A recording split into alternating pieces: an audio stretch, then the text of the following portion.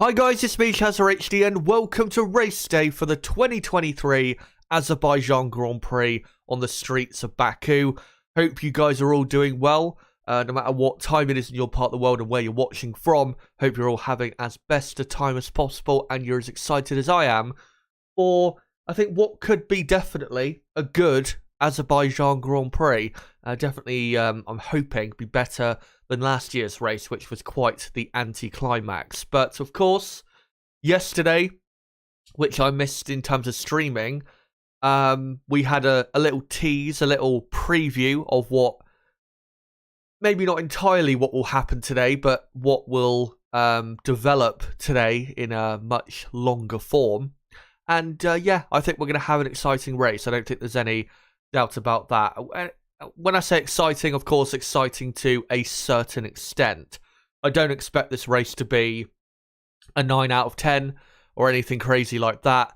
But I think we are going to get a very competitive race, you know, a fight for victory between Ferrari and Red Bull, Mercedes and Aston Martin fighting, big midfield fight between McLaren, AlphaTauri, Williams, maybe Alpine as well from the back of the field. So yeah, it's going to be highly competitive race, and of course you can, as we saw at times in the sprint race, you can overtake here. We will get into, by the way, what happened in the sprint in case you guys missed it and you don't know what the actual results were. Yeah, the sprint, in terms of how good it was another absolutely bang average at best sprint race, and to be honest, that's being generous, you know, calling it bang average at best. You could probably just say it was absolute shit. The only things really that happened was we had, obviously, Fernando having his accident, similar, well, not similar to practice one on Friday, but you know what I mean, going into the barriers and having a tyre fall off his car. We had the Verstappen-Russell, you know, little controversy, which I'll probably get into tomorrow when I review the weekend itself. We had, Perez passing Leclerc to win the sprint race, but Leclerc didn't even defend. He just let Perez go, which was very disappointing because I thought Leclerc, you know, would actually put up a fight, but sadly he did not. And the only other thing really that came out of that sprint was that, yeah, the soft compound tyre will not be used at all in this race, because in the sprint, the people that did use it had to pit because it degraded that badly. Of course, the three compounds we have this weekend are the three softest that Pirelli have, so no real surprise the soft fell away as quickly as it did. But, yeah, it just wasn't that good, the sprint.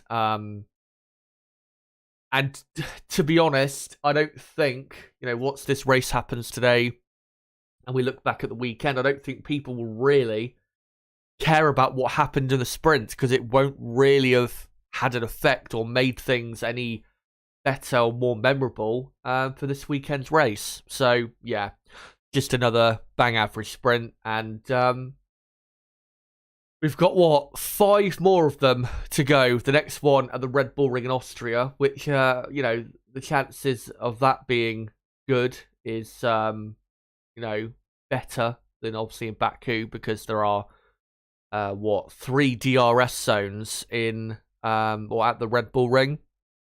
But yeah, it's, I'm just not looking forward to it. But, of course, the next couple sprint races in Austria and Spa, I can guarantee you guys I will be covering those. The ones later in the season at Qatar, Austin, and Sao Paulo, we'll have to see how I'm feeling at the time, really. But yeah, the next couple, Austin and Spa. Not Austin, sorry. Austria and Spa. Yeah, I will be covering those and doing a watch-along for those when they come up.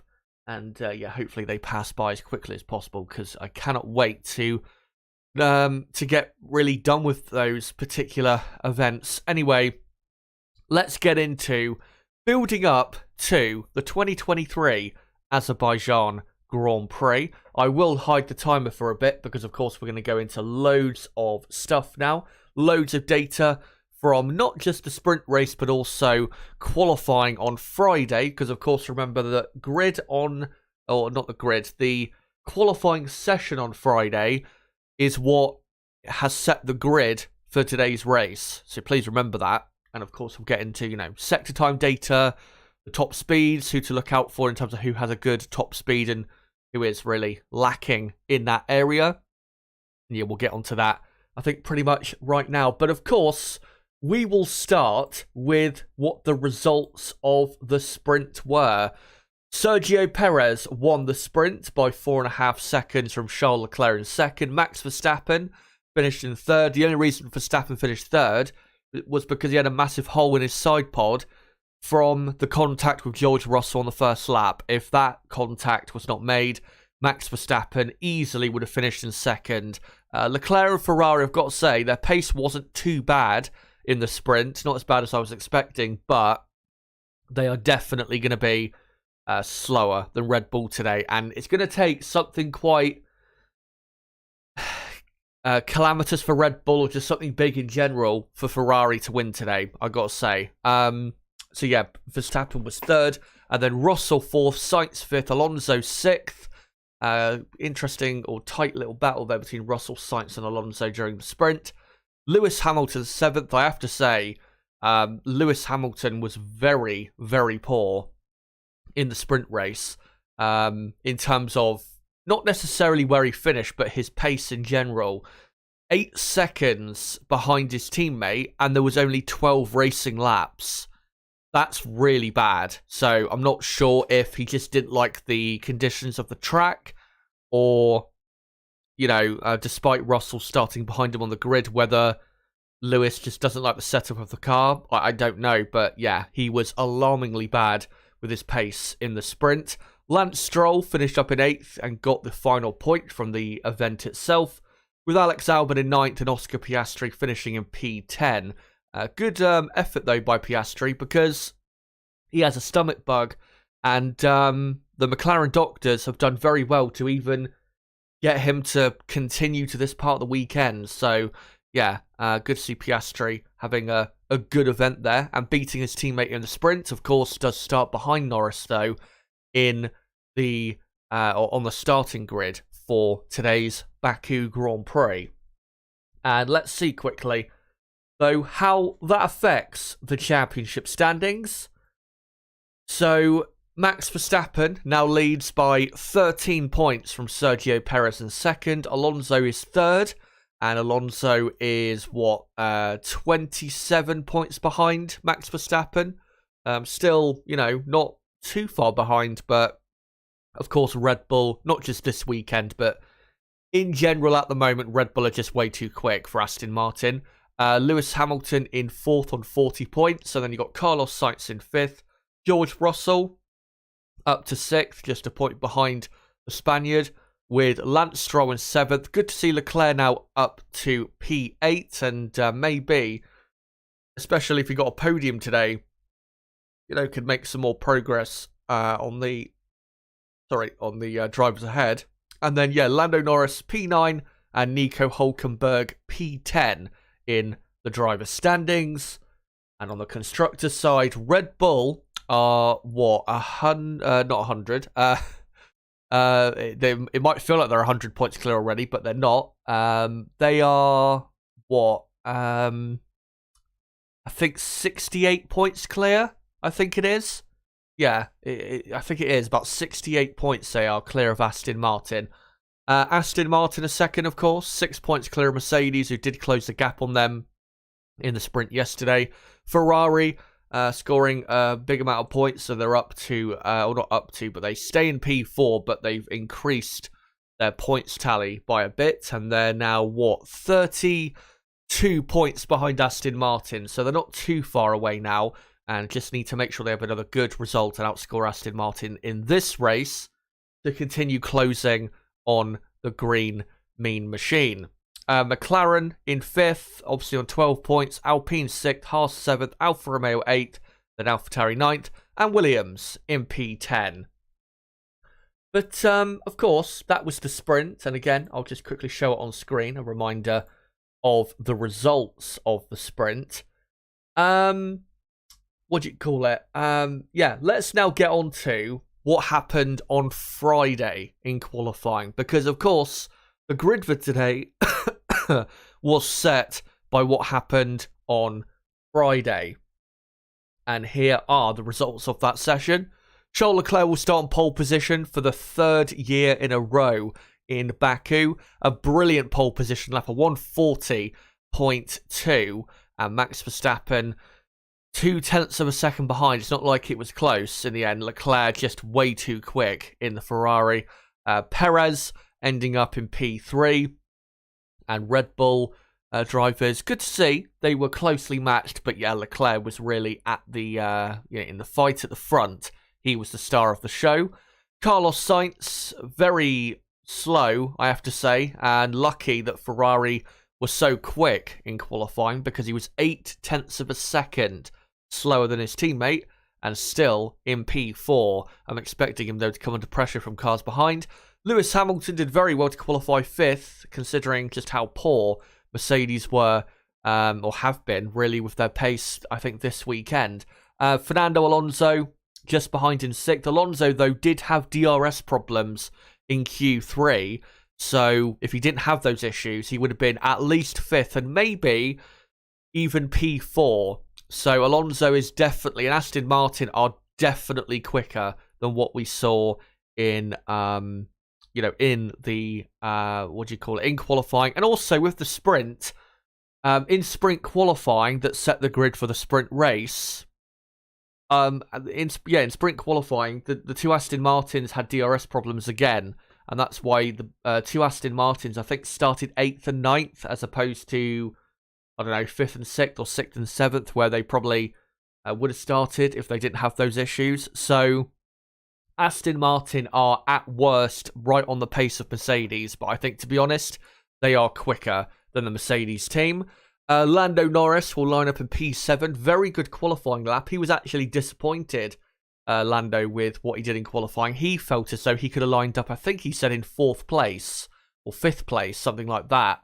So, clearly he feels as though there's a bit more to come from himself in that McLaren. Obviously, upgraded McLaren, and great to see them now the head of the midfield in terms of performance. Yuki Tsunoda, 8th place on the grid. He was, for me, the star of qualifying, because nobody expected that. And remember, of course, in practice 1, he, had a puncture because he hit the wall. It really was not a good start to the weekend, and then suddenly bangs in an amazing session. So yeah, brilliant from Tsunoda, and hopefully the car from yesterday's shenanigans is not too damaged, and he can, have a good race today and maybe grab a point or two. The AlphaTauri team sat in 9th in the championship. Lance Stroll in 9th. Also, DRS issues for him. If those issues did not happen, he would have lined up, I think, probably in 8th place. I don't think he would have been ahead of Lando Norris, who was very quick in qualifying.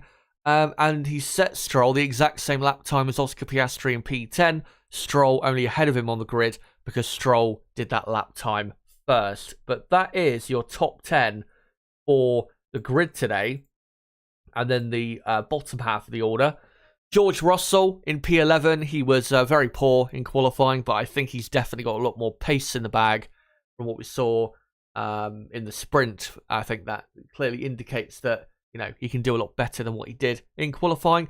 Esteban Ocon qualified in 12th, but he will actually be starting from the very back because Alpine decided to make changes in Parc Ferme, and of course that incurred a pit lane start for Ocon. So Alex Albon will start in P12 with Bottas 13th, Sargent 14th, with Zhou 15th, and then it will be Magnussen in 16th place because Hülkenberg in the last, I think, hour or so has also incurred a penalty for changes in Parc Ferme. So Hülkenberg will also start from the pit lane and presumably ahead of Ocon in 19th place. So it will be, Zhou 15th, Magnussen 16th, then Gasly 17th, De Vries 18th, Hülkenberg 19th, and Esteban Ocon in P20.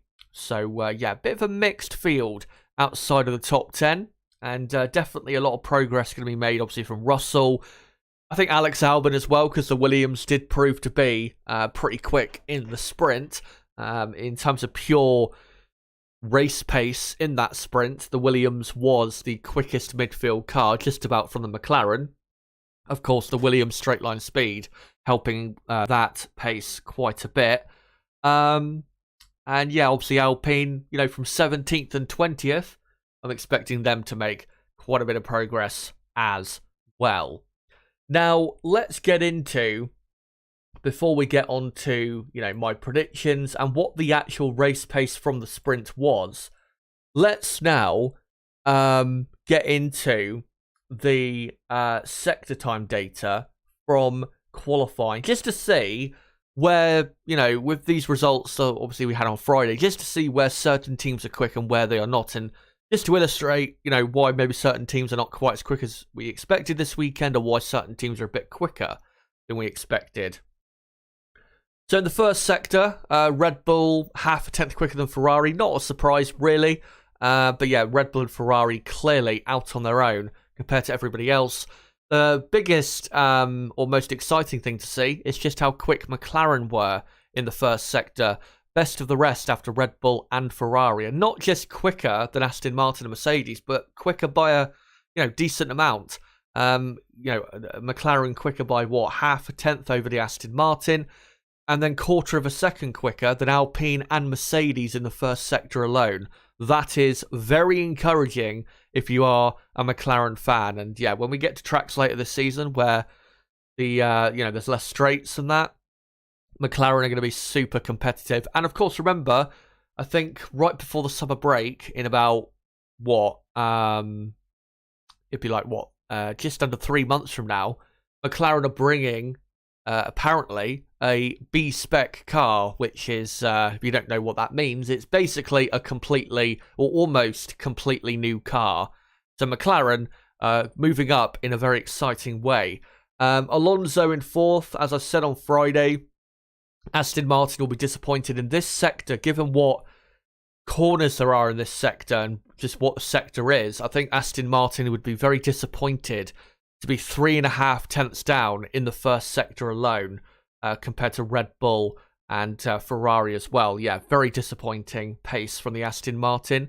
And Mercedes as well, incredibly bad pace in the first sector, to be losing pretty much 5.5 tenths to Red Bull in the first sector alone, and be stuck and mired right there in the midfield in that part of the track alone.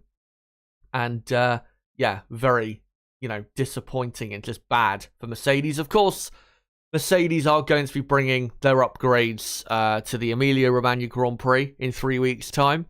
So yeah, hopefully this situation will improve. But Alpine looking okay in the first sector, but nothing special. I would have expected them to be probably a tenth quicker, to be honest, in the first sector, given how good McLaren were. Got to say, though, AlphaTauri looked very good in this first sector. Bit surprised, as I said on Friday, though, with Williams and Haas, how slow they were in the first sector. With Albon, with there being a DRS zone between turn 2 and 3, you'd expect Williams to be very fast in this first sector. But yeah, they were one of the slowest teams. So that's why Williams ended up 13th and 15th in qualifying. And yeah, Haas, don't quite know why they were 1 second slower than Red Bull alone in just that sector. That is, quite confusing, to be honest. But that is how far behind they were.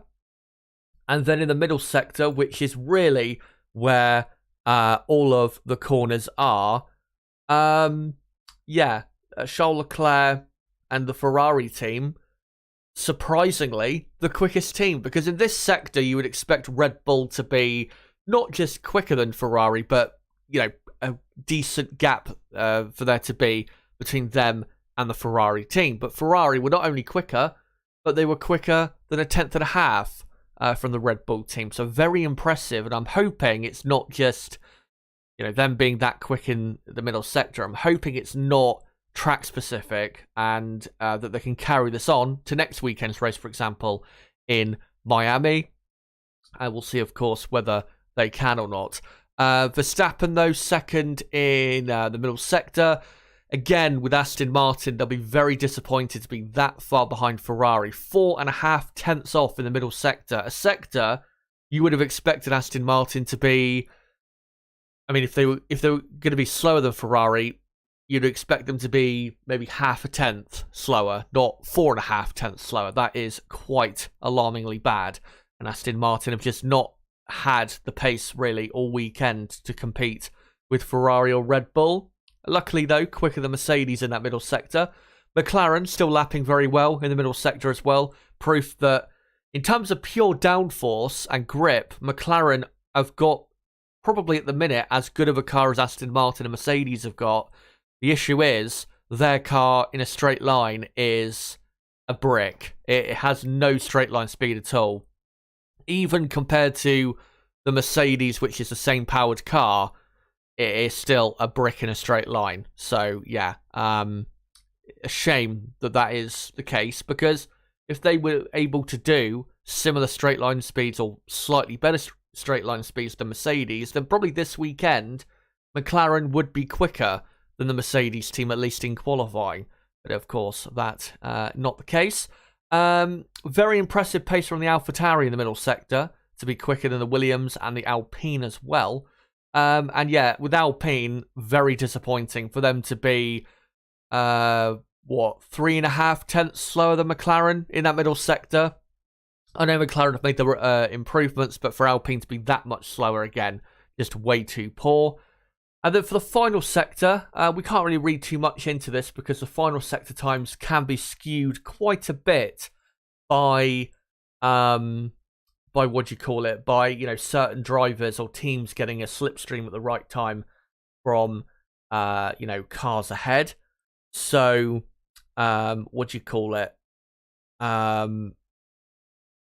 hold on, let me just come to the chat quickly because there's some stuff going on in the chat. I can see quite a bit going on. You know what? Fuck it. I'm just going to get rid of this guy. There you go. What an annoying guy that was. JD it was in the chat. Yeah, just being super annoying. There you go. Now let's get down to, the real adult business instead of just, absolute idiots in the chat. But yeah, in the final sector, again, it can be influenced quite a bit by certain teams getting a slipstream. But Red Bull were quicker by a tenth of a second from Mercedes, interestingly. Hamilton must have got quite a slipstream. Same with Alonso and the Aston Martin. And then, yeah, Ferrari in P4 in the final sector with Williams 5th, AlphaTauri 6th, Alpine 7th, Haas 8th, McLaren 9th, and Alfa Romeo in P10. A better way to judge the top speeds is this. The best top speeds that I accumulated by team. And this data, the speed trap itself, is at the start-finish line. And this is where that data comes from. So, no surprise, the Williams, the fastest car in a straight line by 1 kilometre per hour over the Red Bull. The Alfa Romeo, the third quickest, but, they're what? 13th and 15th on the grid. It just doesn't make any sense. I think we saw this a couple races ago.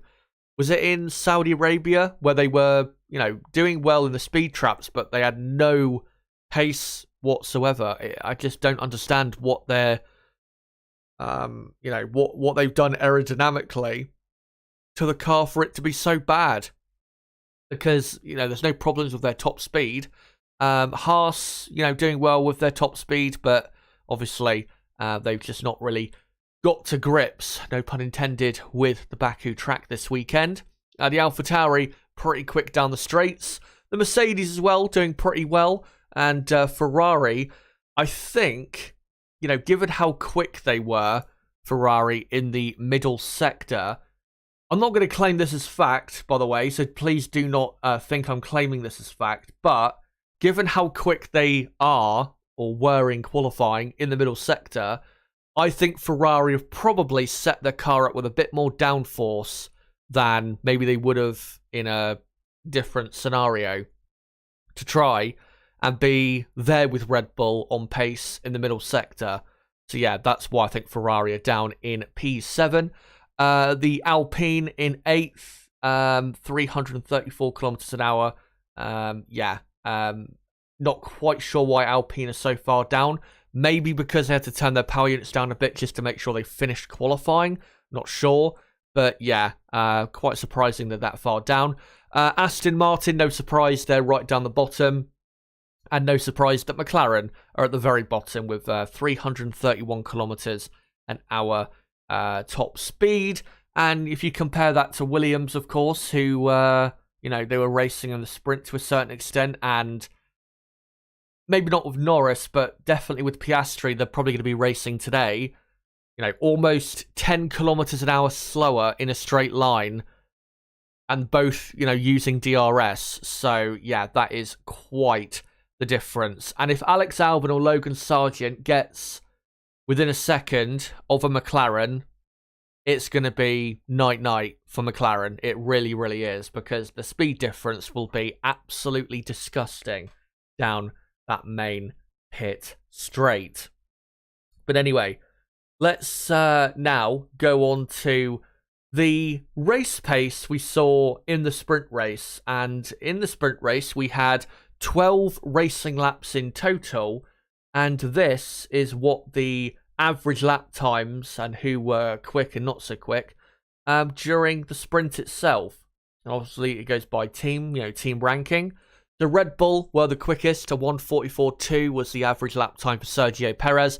On average, Ferrari were 0.4 of a second slower, which again, is not as bad as I expected it to be. I thought it'd probably be 3 or 0.4 of a second worse for them. But yeah, Red Bull are definitely much quicker with their race pace than Ferrari are. And obviously look after their tyres quite a bit better. Mercedes were third and a couple tenths of a second quicker than Aston Martin. The thing is, though, for the race today, obviously that was Russell that showed that pace. Lewis Hamilton was a lot slower. And you've got Hamilton 5th on the grid for Mercedes and Russell back in P11 with Alonso in 6th. So if Hamilton continues that poor pace and Russell, who maybe has a lot better pace but is a lot further down on the grid, if that happens again, then I think Aston Martin have got the advantage over Lewis Hamilton at least. Of course, we'll see whether that does play out in the race. But I think, Mercedes and Aston Martin are around about the same on pace, really. And I'm expecting them to be closely matched through the race. Also, they'll be fighting, I'm sure, Carlos Sainz, who is quite a bit off the pace of Charles Leclerc in the the other Ferrari car. And then into the midfield, Alex Albon was the quickest, or Williams were the quickest midfield team. 1.7 seconds, though, per lap, slower than the Red Bull team. Just about quicker than McLaren. Again, though, that tenth of a second helped quite a bit by the much better straight line speed that Williams have. I think when we get into like the first and middle sector, McLaren will be much quicker than the Williams. But if Williams are going to fight with McLaren, they need to make sure they stick close in those two sectors so they can have a proper go. In the final sector, Haas looked a lot better in the sprint with their pace. Nico Hülkenberg had massive tyre wear issues, but with Magnussen he looked okay, and he was the 7th, or Haas were the 7th quickest team in the sprint, and quite a bit quicker than Alfa Romeo, Alpine, and AlphaTauri behind. So, despite a poor grid position of 16th and 19th, Haas, I think, probably could make up 2 or 3 positions today. I don't think they'll finish in the points. I don't think that's really possible at all. Because I think McLaren and Williams will be just a bit too quick for them. But, yeah, I could see them making up 2 or 3 positions and maybe finishing P12, P13, something like that in today's Baku Grand Prix. Alfa Romeo looked okay. Alpine still looked terrible. Gasly on average and Alpine on average 2.8 seconds per lap slower than the Red Bull team. And AlphaTauri, even worse. Of course, that was Nick De Vries. Yuki Tsunoda, we know, can go a lot quicker. And I am expecting AlphaTauri to be, not the slowest team in the race today. But, yeah, AlphaTauri's race pace definitely does not seem to be on the level of what we saw on Friday. So with that data, all of that data, let me now get into my final prediction for the race and who I think will finish in the top 10. So here is my final prediction. I'm going to go Max Verstappen to win the race from Sergio Perez in second. Charles Leclerc will finish third, about a pit stop behind the race winner. Ferrari, they just don't have the race pace to race Red Bull. They're just overheating the tyres too badly. Of course, this race as well, when it gets underway, it'll be getting underway at a time of day where it's a lot hotter than it was at the start of the sprint. So that's not going to help Ferrari either. And obviously, when it comes to strategy, I'm sure Red Bull will perform better in that area as well. So, yeah, Leclerc, I think, will finish in third. The reason I don't think Alonso or Hamilton will, really get close to him is because I do think genuinely Ferrari are the second best team here. And I think he will be able to finish in P3. Alonso, I'm going to go fourth with Hamilton fifth, Sainz in sixth. I think Sainz will drop back because, he has said this weekend he has no real confidence in the car and it's just a damage limitation weekend. And I don't see him hanging on to P4, to be honest. Lance Stroll will finish just behind him in P7. Russell, I think, will finish in eighth. And the reason I think he'll finish in eighth is because it will be a bit difficult for him to overtake certain cars coming through the pack, and he won't just fly through, your Norris, Tsunoda, Piastri, and maybe Albon if he gets a better start than Russell immediately. And by the way, apologies about saying that Albon drives for Alpine there. Of course, he does not. He drives for the Williams team. But yeah, I think it will take quite a bit of time for him to get through those cars. When I say quite a bit of time, I'm not saying, 10, 15 laps, but I think it will take him probably 5-6 laps to absolutely clear those cars. And then the issue will be, because Aston Martin are matching them on pace, I don't think he'll really be able to get that much further. So yeah, I think he'll finish in eighth and really cost himself with, with what he did in qualifying. If he had been, just ahead of Hamilton on the grid in, say, P5, I think Russell would probably finish today in fourth place and not be too far away from Leclerc in third. He does have good pace, Russell. He just didn't do a good enough effort in qualifying. Lando Norris, I think, will finish in P9 and extend the gap from McLaren back to Alpine. And Alex Albon in the Williams, not the Alpine, will finish in P10. And the reason that is because Williams have got good pace, and I think Albon will be able to overtake Piastri with that monstrous straight line speed the Williams has. And of course, if the results do play out the way I think it will, McLaren, will pull away further from Alpine. Williams will go up to ninth in the championship. I think Aston Martin would pull away from Mercedes again. And Ferrari, I think, would score, 23 points. And they would definitely close the gap to the teams ahead of them, being Aston Martin and Mercedes. But guys, let me know in the live chat whether you agree or disagree with my predictions. And I'll just quickly go back to this and get the timer back on the screen. And there you go. We've got an hour and 25 minutes to go until lights out in Baku. So yeah, make sure to let me know in the chat, guys. What do you think is going to happen today? Who do you think will win? Finish second, third, fourth, fifth? If you want to let me know that as well, then go for it.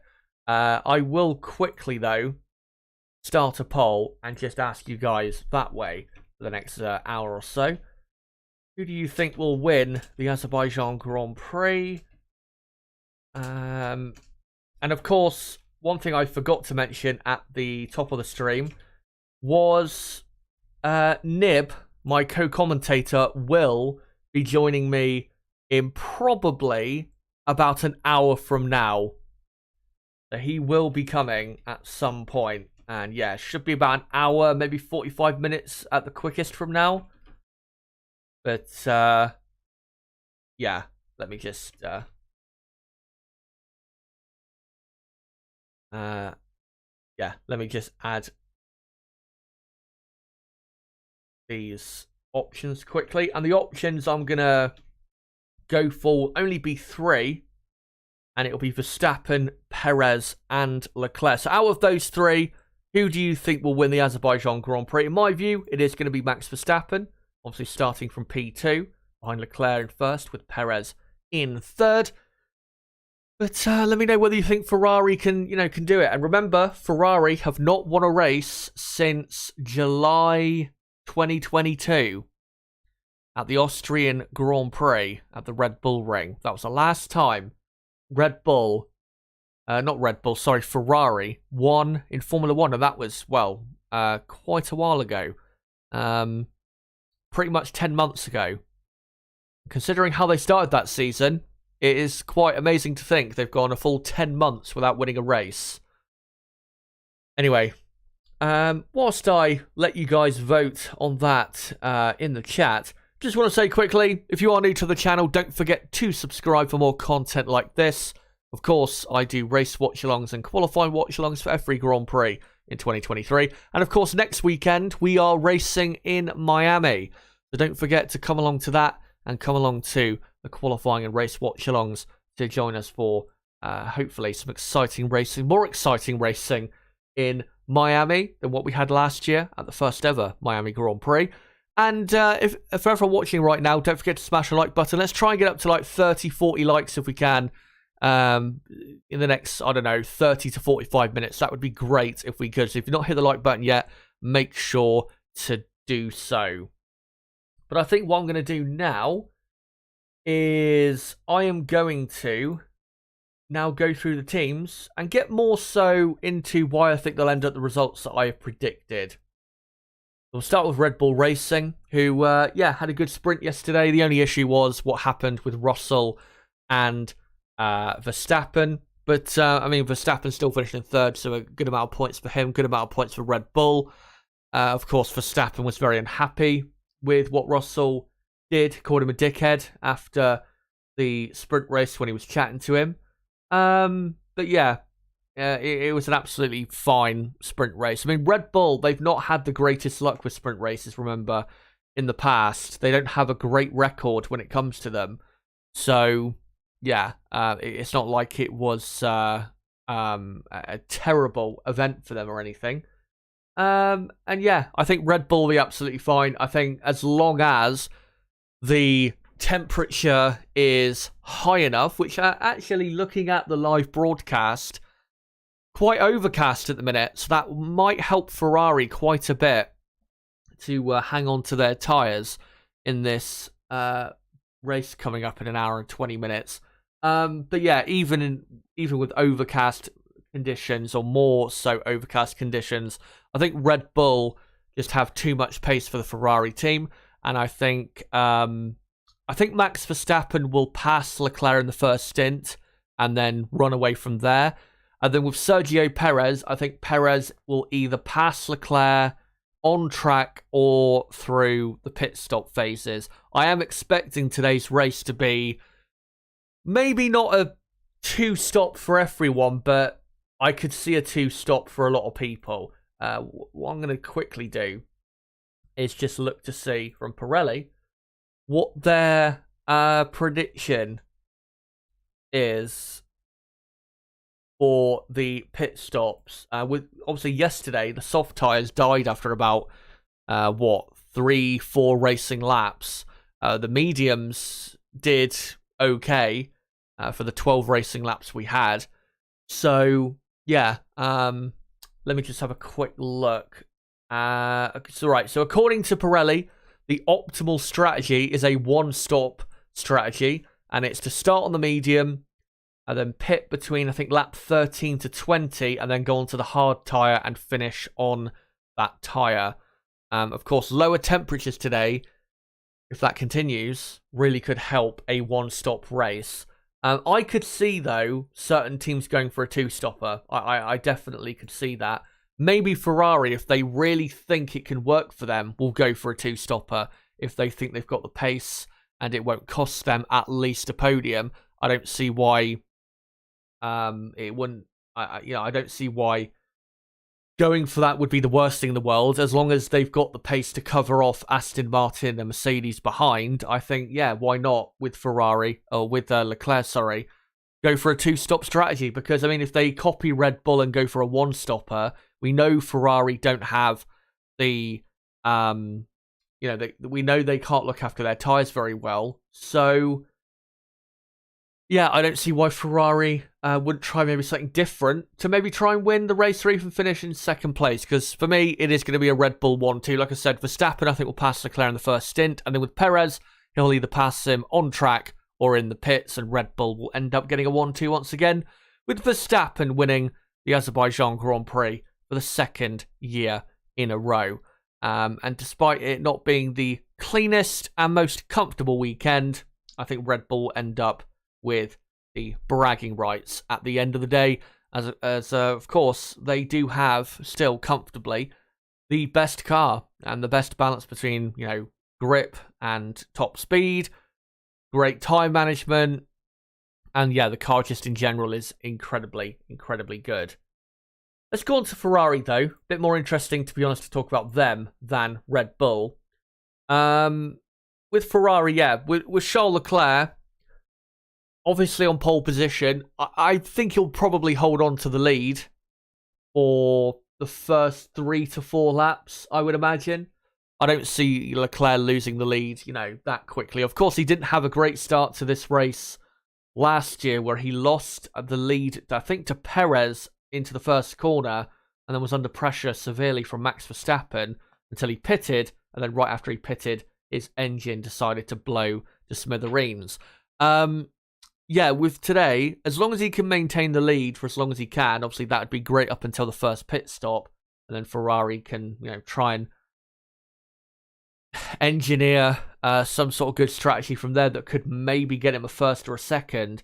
But like I was saying a moment ago, if Ferrari do have the pace with Leclerc at least to cover off Aston Martin and Mercedes, why not go for a two-stop strategy? Because again, it's not like Ferrari are good at managing their tyres. Doing a one-stop strategy will be hard for them. And even on the hard tyres, doing 30 to 35 laps around this track, which is, it is a very long track, even though it's not got, long, hard corners, which really can tear the tyres to bits. It's going to be tough for them to do that. It really is going to be tough for them. So, obviously we'll have to see whether Ferrari with Leclerc do have that type of pace. I mean, Leclerc was, on average, about, 0.3 of a second quicker than Mercedes in the sprint, and about half a second quicker than Alonso in the sprint. So, let's say Alonso gets ahead of Hamilton, and then, Sainz is backing up Alonso and Hamilton quite a bit, and they're having their own little fight. If they really start to lose quite a bit of time, more than half a second a lap, maybe 7 or 8 of a second per lap, up until the first pit stop, which should be, I would say, about lap 15 for most people. But for a two-stop, maybe you could, pit earlier, maybe even pit on lap, 11, 12, something like that. Maybe then, if Leclerc did and committed himself absolutely with what tyre he went on to next to a two-stop strategy, maybe then he could, have a real go at those Red Bulls. Of course, in last year's race, that I think that's what, we would have seen in last year's race in the fight with Ferrari and Red Bull is it is Leclerc on a two-stop and Red Bull on a one-stop strategy. Whether Leclerc's two-stop would have worked, I'm not sure. Probably wouldn't have worked, but he would have finished probably at worst in P2. So, yeah, it's not a terrible idea, is what I'm trying to say. But it really does depend on Leclerc's pace in comparison to Alonso and Hamilton and Sainz behind. If a really good gap or buffer is created between Leclerc and the people fighting for 4th, 5th, and 6th, then it's a possible strategy they can go for if by the time we get to, say, lap 12, if 4th, 5th place are like, 10 plus seconds behind, I don't see why Leclerc, or I don't see why Ferrari can't maybe try that strategy, because I just think if they copy what Red Bull do on strategy, I just don't see how they can possibly beat them, because Red Bull have got much better tyre life.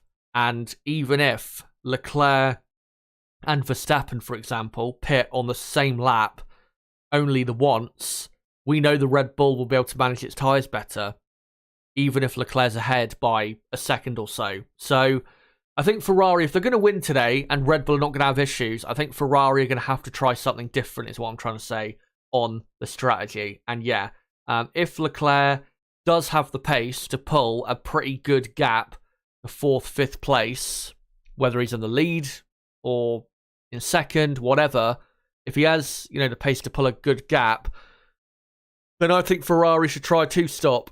And, if they're, for example, going to be starting him on the medium compound tyre, which I think they probably will, just to make sure Leclerc's got that bite off the line to maintain the lead for, the first lap or so, then, if they were to, on lap 12 or even lap 13, 14, move on to another set of mediums to take him until, say, lap 30 to 35, and then, put on a fresh set of hard tyres to finish, I think, maybe if Leclerc's pace is really good, and if the undercut really is working extra powerful today, maybe it can come Ferrari's way. But if they copy Red Bull on strategy, I think Ferrari will just get simply beaten, and Leclerc will probably just finish simply in 3rd place. I think Ferrari will probably just do a 1-stop race, but yeah, I would like to see them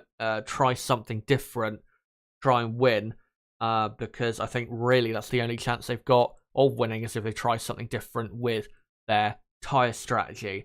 For Carlos Sainz, really the only thing he can do today is try to hold on to 4th place, but I think that's going to be too hard for him, because his pace is really bad, especially in the first 2 sectors. And as long as Alonso, Hamilton, or Stroll or Russell behind can stick close to him in those 2 sectors, then I think even with the Ferrari's great straight line speed, I think they can have a go at him down into turn 1. I have absolutely no doubt about that. So yeah, Sainz in big trouble. I think he'll finish in 6th, because I think Alonso and Hamilton, they're performing as drivers way better this weekend. And we know Ferrari are not going to have the best race pace out there. So yeah, I'm not expecting a good race for Sainz at all.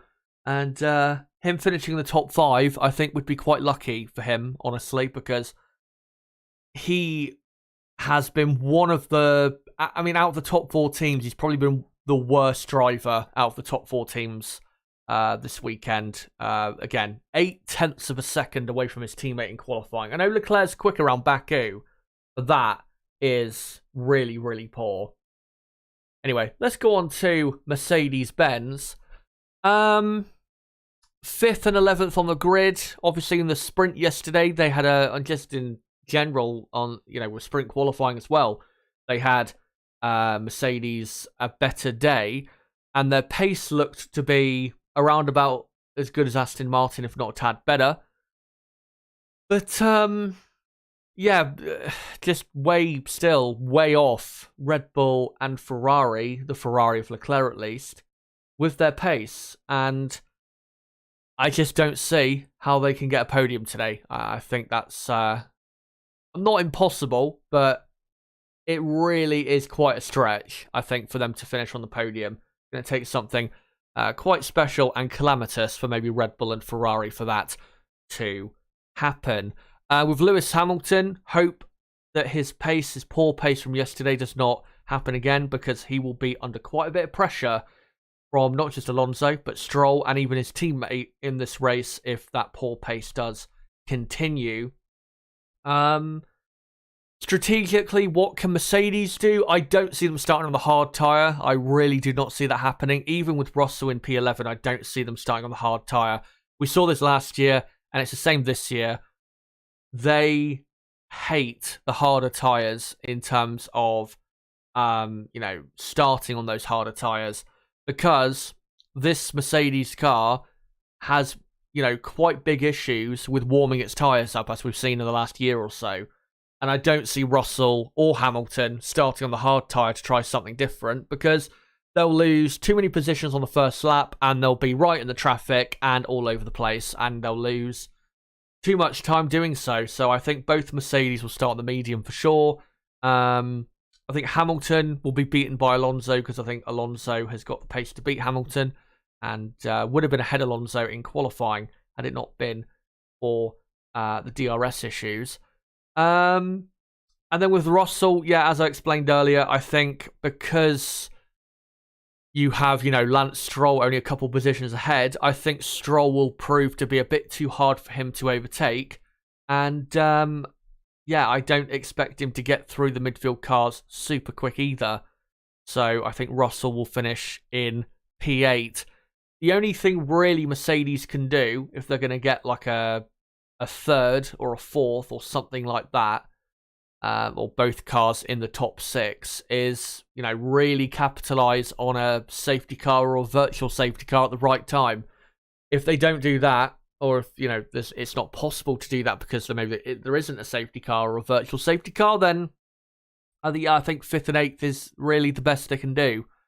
But, we'll see. Obviously, if there's a safety car around, I don't know, lap 10, lap 15, something like that, maybe Mercedes can really take advantage of that. But, I think Mercedes will be the 4th quickest team today, and I don't expect them to be really doing that much around this track today. And I expect the Aston Martin team, who we'll go on to now, to be quicker than them. It's been a tricky weekend for Aston Martin. If they had not had these DRS issues, it would have been a much easier weekend for them, and they would have had a better sprint result yesterday.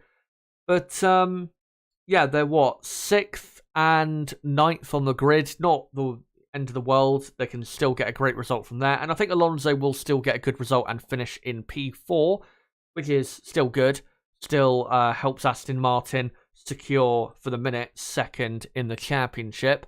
Lance Stroll, I think, will be really, if, Alonso and Hamilton, if they can find their way past Sainz in the first 20, 25 laps or so, I think really Lance Stroll's fight is going to be with Carlos Sainz in the Ferrari, because, I expect Sainz to drop back quite a bit on Alonso and Hamilton, and obviously the top 3 as well. So that's really, I think, who Stroll needs to be aiming for, even from P9 with Carlos Sainz up in P4. I think Stroll can maybe have a crack at him towards the end of the race, despite the Aston Martin not being the quickest down the straights, which won't help. I still think that, Stroll can have maybe a crack at the Spaniard. Strategically, what can Aston Martin achieve? The only advantage they have, Aston Martin, and we've seen this, not just this year, but last year as well, obviously they do look after their tyres very well. So if they can, once Red Bull, Ferrari and Mercedes have made their first pit stop, if Aston Martin can go a few laps longer, which we know they can, because they do manage their tyres well, they are very good at not overheating the tyres, that could really pay off for them in the second half of the race, especially for Lance Stroll to make some progress in P9. But also, let's say at lap 15, not just lap 15, but lap 15, 16, 17, you get Mercedes, Ferrari and Red Bull making their pit stops. If Aston Martin decide to go until lap 22, 23, even up to lap 25 until they pit, and then we get a safety car or a virtual safety car, then their quid's in. And that is the advantage, of course, of going longer and being able to go longer with your tyres. And Aston Martin, we know, can do that. So I think Aston Martin might be able to get a bit lucky today and kind of earn that luck with being able, also than other teams, to to go longer on the tyres because they just don't really punish the tyres that much. And sometimes in qualifying, that's why they don't end up with the best result, is because they can't quite heat up the tyres, I think. Maybe as hot as they need to be, but it obviously does pay them back in the race. In terms of the track, by the way, the sun has now properly come out, so the track temperature now a lot hotter than it was, say, half an hour ago. So yeah, that is definitely going to come Aston Martin's way, of course. But yeah, Aston Martin, I think Alonso finishes in 4th, and Lance Stroll finishes in 7th. That would be, 18 points for Aston Martin. If Mercedes finish where I think they will, then they'll pull away from Mercedes by 4 points and continue in 2nd in the Constructors' Championship. And in a moment, we'll go through the rest of the teams.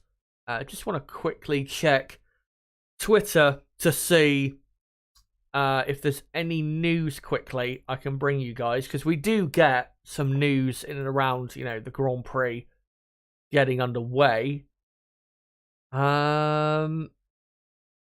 Sky Germany saying that rumours in the paddock say that Fred Vasseur, of course the Ferrari team boss, is going after Red Bull senior staff / engineers trying to poach them.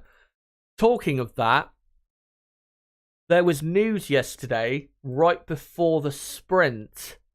Let me just find it. It's quite big news if this is true. Let me just try and find it quickly. And it's hold on, I'm just trying to find it. And you Ferrari fans, put it this way, you will be excited by this news, if I can just find it. And I'll almost have. Here we go. So, and this is from the posted on Twitter by the Twitter account of Fastest Pit Stop, and the source is from it.motorsport.com, which I think is like an Italian version of just what we have with like Autosport or motorsport.com in this country. And according to them, Red Bull and their head of aerodynamics, no, not Adrian Newey, but Enrico Balbo, is set to join the Ferrari team in 2024. Alongside Balbo, another member from Red Bull will join Ferrari. He is said to be even more important, and he knows a lot about the Red Bull car concept. The tweet, though, makes sure to remind people this is not Adrian Newey, however, the other member that apparently is joining Ferrari. But if that is true, then this guy is joining Ferrari, then that is very good news. Because, of course, knowledge of how that concept works and how to get the best out of it, if he has that proper knowledge, is great for the Ferrari team. And we'll see, of course, next year whether that does pay off for them. Anyway, we've got 1 hour, guys, until the race gets underway. So let me just get through the rest of the teams, and then I will come to you guys in the chat. And yeah, Niblo, my co-commentator for today, should be joining me in about 25 to 30 minutes from now, I'd imagine. Anyway, let's go to the rest of the teams. Alpine, what an absolutely shit weekend it's been for them. So many reliability troubles, and because of the practice 1 session especially, where they couldn't get any running really done, they've had issues with the setup of their car. They just haven't really been able to have a clean weekend. The reason I think really Esteban Ocon is starting from the pit lane as opposed to P12 is so they can put the correct setup on his car, and they'll probably end up achieving a similar, if not better, result to what they would have in 12th place. And really, it's a damage limitation weekend for Alpine. I don't see them scoring points, though, because from 17th and 20th, I don't think they've got the pace to come through from that position and finish in the points. I think McLaren are genuinely faster than them this weekend. Maybe if Alpine had a cleaner weekend, they'd be quicker than Williams overall with quali and race pace. But yeah, I think it was just too much work to do from 17th and 20th. If they were like 12th and 13th, 12th and 14th, then maybe they could nick a point. But yeah, from 17th and 20th, I think it's a bit too far for the Alpine team to go to get a point. They'll need a few retirements and some craziness, really, that they're not involved in. Which is not always the case, for them to finish in the top 10. For the McLaren team, they are quite clearly the fastest midfield team. Maybe not from now on for every single race we're going to go to, but definitely this weekend they are. And they probably will be at most tracks now from now on, unless Alpine, can bolt on a new upgrade that really transforms their pace and gets them moving back up in a more positive direction. Lando Norris has had a good weekend. I mean, the sprint yesterday, of course, was not good for him. That was really because of the choice of starting on the soft compound tyre. If he started on the medium, I think Norris probably would have finished in 10th or 9th in the McLaren. But yeah, he starts in P7. I think Lando will finish at the head of the midfield. I don't see him. I don't see anyone behind being able really to get close to him. Piastri has been ill, of course, so I think that's clearly why he's not been able to match his teammate really this weekend. Obviously, beat him in the sprint because of Lando's tyre issues. I think Williams, even though they've got some good pace, they're starting a bit too far back on the grid, I think, to get close enough to Lando Norris. And obviously Alpine starting a bit too far back as well. So Norris, I think, will be in P9. And then with Oscar Piastri, I think because of the very good Williams pace, he will miss out and he will finish, or miss out on points and finish in P11. But that's still a good effort from him because, to be as ill as apparently he's been and to be, doing what he's been doing this weekend, I think it's pretty impressive. So, yeah, good effort so far from Piastri. And if he can nick a point, that would be, a brilliant weekend for the McLaren team, who are 5th in the championship and are probably, in the next few races, especially with the driver lineup they've got, which is definitely better than Alpine's, they're probably going to start pulling away in that fight for best of the rest in the championship. We'll go through now the rest of the teams. Alfa Romeo, their pace this weekend has looked better than what we saw in Melbourne. But yeah, they're still pretty poor compared, obviously, to what we saw last season for the Alfa Romeo team. Nowhere near really what we saw at this time last year, where they were arguably the quickest midfield team. I think this time last year we were racing at Imola, where they were fighting for, I think, 4th place with a Mercedes. That's just how quick they were a year ago. I think the best they can hope for today is really beating the Haas's. But even if they were to, they'll still be quite a bit away, I think, from finishing in the points. Valtteri Bottas was beaten quite comprehensively in the sprint yesterday, but really that was only because of him starting also on the soft compound tyre. Bottas starting in P13 with Zhou in 15th. Bottas seems to be a lot more with it this weekend, so I think Valtteri will probably be ahead of Zhou in the race as well. Finishing up in, 14th, 15th, something like that, will the Finn. The Haas F1, their race pace seemed a lot better in the sprint, and they definitely seem to have unlocked more of their car's potential around this track. I think what maybe has caught them out this weekend is, obviously, this track has been resurfaced, so maybe they just didn't account for how the track would feel, with the simulations, obviously, that the team has for, how their car's going to be and all of that. Maybe they just didn't quite anticipate the track being the way it is. But, the sprint was a lot better for them. Magnussen finished, was it 11th, I think, in the sprint? His pace was It wasn't great, but it was a lot better than it was in qualifying. He was comfortably quicker than Alfa Romeo, Alpine, and AlphaTauri. So I think from 16th and 19th on the grid, I think they'll make a lot of progress from there. Magnussen, I think, probably finishes in 13th-ish, something like that, maybe 14th. And then Hulkenberg, as long as he doesn't burn his tyres out again like he did in the sprint yesterday, I think he'll improve on 19th. Of course, Hulkenberg with Ocon starting from the pit lane. So it'll be interesting to see their progress. And it'll be good for them to start from the pit lane because it'll avoid any collisions on the first lap. That's the advantage of starting from the pit lane or on a track like this where collisions on the first lap are common. Pace looking better for Haas, but I think they might have just turned up with this better pace a bit too late in the weekend. Really need to show this in qualifying, I think. On Friday did the Haas F1 team. But we'll now move on to the final couple teams. AlphaTauri, of course. Yesterday was not a great sprint for them. Nick de Vries finished, what was it? Was it 15th or 14th? Something like that. Not a bad result. He did okay at best, but his pace still very, very poor.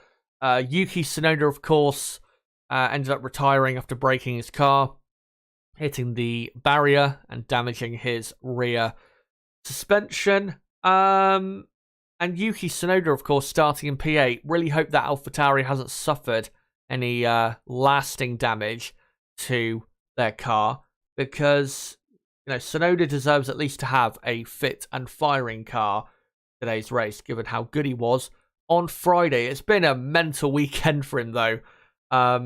Every session he's been up to something either amazing or terrible. There's been no in-between for the Japanese star this weekend. But yeah, the reason I don't think he'll be in the points is because I just don't think the AlphaTauri is that quick. I don't think he can maintain that position, and I don't think he'll be ahead of Piastri. I don't see him beating Williams. And really, I think he'll be fighting with Haas, Alpine for the 12th, 13th, 14th positions in the race. I just don't see how Tsunoda can hold on to a top 10. Would be great if he could, though. Really would, but I just don't see it happening because I just don't think the AlphaTauri genuinely is that quick. I think Tsunoda really pulled out an amazing performance and overperformed really in that car. So yeah, I think he should drop back, not just compared to, obviously George Russell and Lance Stroll starting behind him on the grid, but yeah, Piastri, Albon, maybe even Logan Sargent as well, who hopefully will have a better day in the Williams. And talking of the Williams team, let's go on to them now. And yeah, their pace in the sprint was good. They were definitely the quickest midfield team. Obviously, having that monstrous straight line speed really does help around this track. Albon starting 12th, Sargent 14th. That's a good grid position for them. We've seen this season their race pace has been always pretty good. As long as the two drivers stay out of trouble, I think they can get a good result today. And yeah, Albon, I think, will finish in P10 because I think the McLaren Piastri will be caught in a straight line by the Williams of Albon, and Albon will get the move done. And as we've seen this season, despite what happened in Melbourne where he had his accident, Albon has been really on top of this Williams car, just like he was for most of last season as well. So yeah, I think Albon finishes in P10. Really hope that Williams do get a point, to be honest, because I think they deserve it. They've got a good car and should get continuously better as the season goes on. Watch out, though, for Logan Sargent as well. Obviously missed the sprint yesterday, I think because of damage to his car, was it? Something like that. So, yeah, I think, after missing the sprint, he'll be super keen to get on with things today. And I expect Sargent to be around 11th, 12th, something like that. But of course, remember, Sargent has raced here before. It's not a track that he's, not raced at before. He did finish second here last year in the feature race in F2. So does have some good form here So watch out for Logan Sargent in the second Williams, who maybe could spring a surprise and score his first Formula 1 point or points. You never know what could happen. But yeah, Williams, look out for them. They're going to be a dark horse, as they have been for a lot of 2023. But there you go, guys. That's all the teams. And we've got, 49 minutes to go until the race starts in Baku. Let me know in the chat whether you agree or disagree with anything I'm about to say. And just let me know in general your thoughts as to who is going to win this race and out of the teams, who's going to finish where.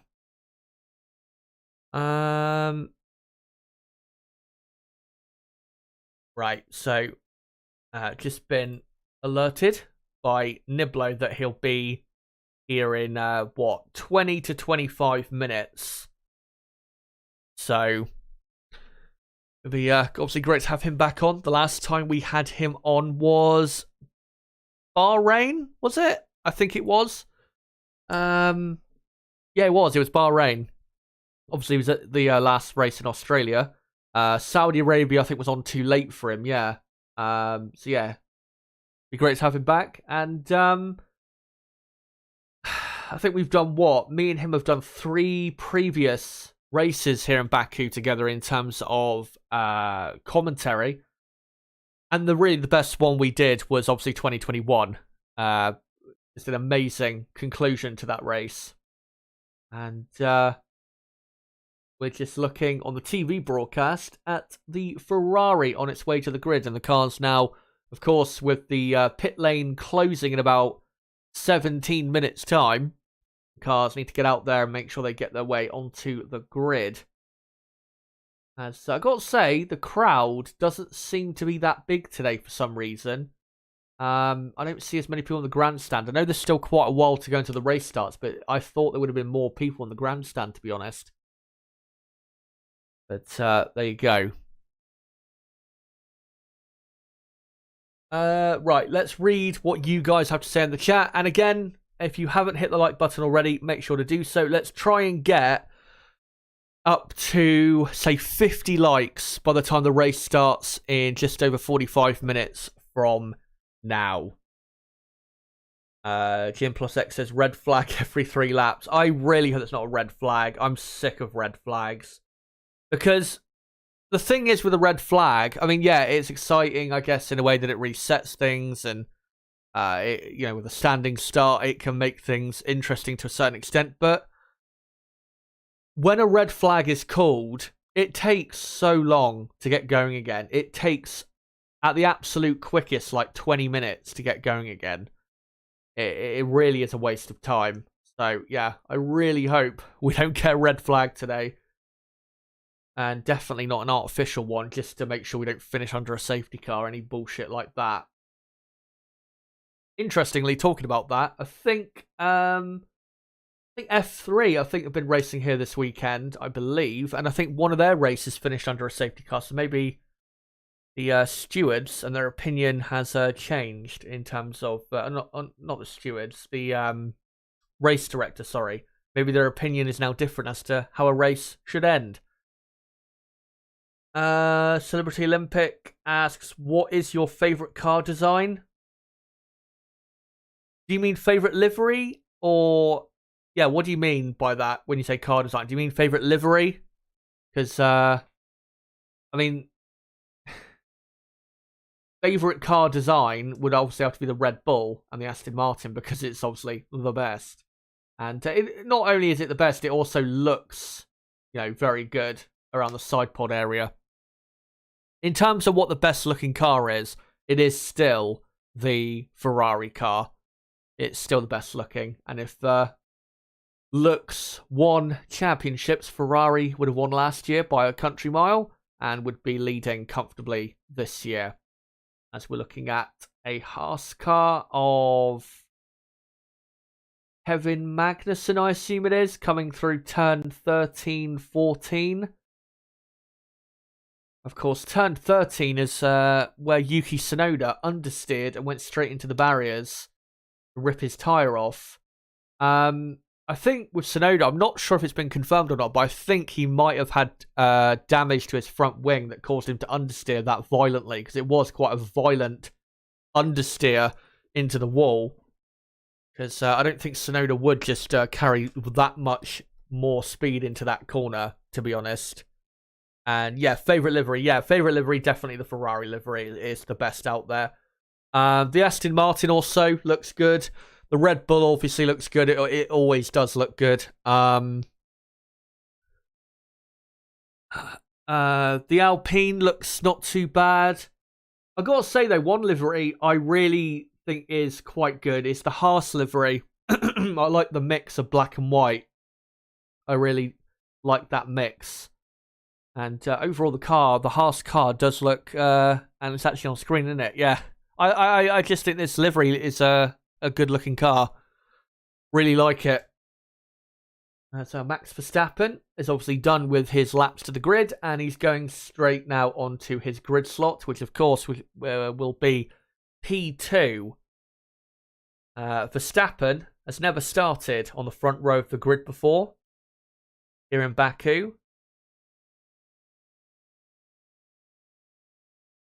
Right, let's find some other comments in the chat if we can. McLaren F1 race, good to see you, mate. Says, I understand why Max and Red Bull cried about the Russell touch, but I think all teams would appeal over radio to FIA officials, but we should play the tune of Crimea River by Justin Timberlake every time too. Yeah. In terms of that incident, I am probably going to do a video on that tomorrow. It depends really what happens today, of course, in my channel schedule. At the minute, I do have scheduled that I'm going to be doing a stream tomorrow night covering the big talking points from the weekend. But of course, if this race, hopefully it doesn't, but if it ends up that, that nothing really happens in the race, or there's not really any talking points to be taken from it, then what I will probably do is tonight record a video to do on the or to do with the Verstappen Russell stuff and give my thoughts, my analysis, and then probably post that tomorrow early sometime for you guys to watch. But yeah, there will definitely be analysis of something from the Baku weekend tomorrow, whether it's that as its own video or a stream with that and some more talking points. We'll see obviously what happens in the race itself.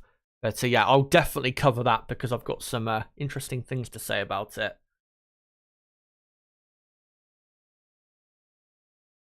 Selvin says, seems like even though it's quick, the Red Bull seems fragile. It's most probably going to go bang like most Hondas. I'm not sure about that. Celebrity Olympic says, my opinion, it's Leclerc, Verstappen, Perez, Alonso, Russell, Sainz, Stroll, Hamilton, Albon, and Piastri closes out the top 10 for me. Opulence says Max, Perez, Charles, Fernando, Hamilton, Stroll, Carlos, Russell, Lando, and Albon for their top 10. SHT says, realistically, I will agree with this result, but I hope we will get dramas in the race. Yeah. I hope so too. I think it will be like maybe a slightly above average race. It won't be anything special. I think it's going to be similar to what we got in Bahrain, which is obviously Red Bull domination, but I think we will get some good fights with Mercedes, Aston Martin, and one of the Ferrari cars, maybe both, never know. Some good midfield scraps, but it won't be anything like, that we'll be remembering for years to come or anything like that. But it will be a decent race. I think that's what we will get. But of course, I'm hoping that it'll be much better than that. Ken Waller says, I thought Max was hypocritical, saying you need to leave space. Yeah, very hypocritical. And that's what I mean. When I, do my piece on what I thought about that incident. Yeah, I definitely will make sure to cover that aspect because it is incredibly ironic that he would criticize another driver for too aggressively attacking space. Incredibly ironic. Especially given that when he was younger, he was pretty much a terrorist on a first lap. Not in a bad way, not in a, Pastor Maldonado or Romain Grosjean way, but you know what I mean. He definitely loved the over-aggressive dive bomb. I mean, he still does, but he's a bit more controlled with it these days than he was in, 2017, 18. Paul Squibb says that I think De Vries chopped off Tsunoda's front wing. I think I saw something about Tsunoda saying that he had some sort of damage before he hit the wall. Yeah, here it is. Tsunoda claims he was forced into the wall by some driver. Yeah, it was. He already sustained damage to his front wing at turn 3 after a clash with De Vries, and Tsunoda said on radio, De Vries hit me, what is he doing honestly, and then unsteered into the wall.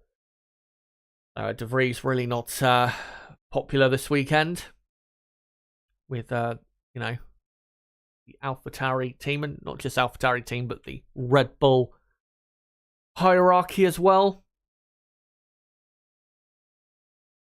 Let's find some other comments if I can.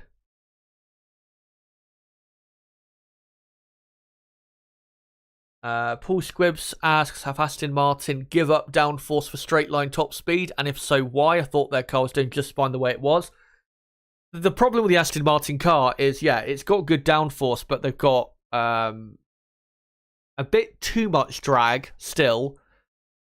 And obviously the Mercedes power unit is the weakest of the 4 engines we have on the grid. So they need to, at these tracks, and we'll see this later in the year, at Spa, Monza especially, they'll have to compromise with their downforce levels. And of course, that'll hurt their strength, but it will make them less bad in the more important areas. So yeah, they just need to compromise, unfortunately. I think in Miami, though, I think there'll be a lot more back to what we saw a couple races ago. Because Miami, I mean, we do have a couple long straights there, but it's not really... I don't think Miami really is a power track. Even though it's got 2 long DRS straights, it's not really a power track because it also, the exit going on to... or the corners before going on to the first DRS straight is very important. And then with the back straight right before the final corner, the final real corner, you've got, a lot of Mickey Mouse slow corners, which I know the Aston Martin likes quite a bit. So, yeah, next weekend they should be in a much better position than this weekend. But, I mean, Alonso 6th on the grid, and, he had DRS issues in Q3 on Friday. Not a bad effort. Really not a bad effort. So I don't think it's really a bad result or a bad grid position for Aston Martin. And I still think they'll be second decently in the championship at the end of this race. Right.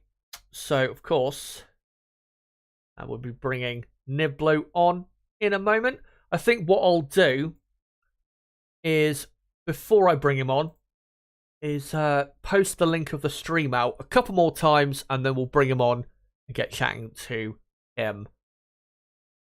So let me just quickly hold on. Let me just quickly post this out again. Come join us. You watch along the race for the Azerbaijan GP. And I'll quickly post it out on Twitter as well, and then we'll see if he's kicking around. Come join us here to watch along the Azerbaijan Grand Prix in Baku. And I'll just do a couple hashtags and then see if he's in Discord. Right. So there you go. And let me just get my headphones on as well. And actually, I'll have to move my PC a second. So just give me a second, guys. Let me just actually mute my microphone so you can't hear me moving my PC closer to me, so I don't have to bend my neck in horrible ways to be able to get my headphones on. So yeah, I'll be back in just a second.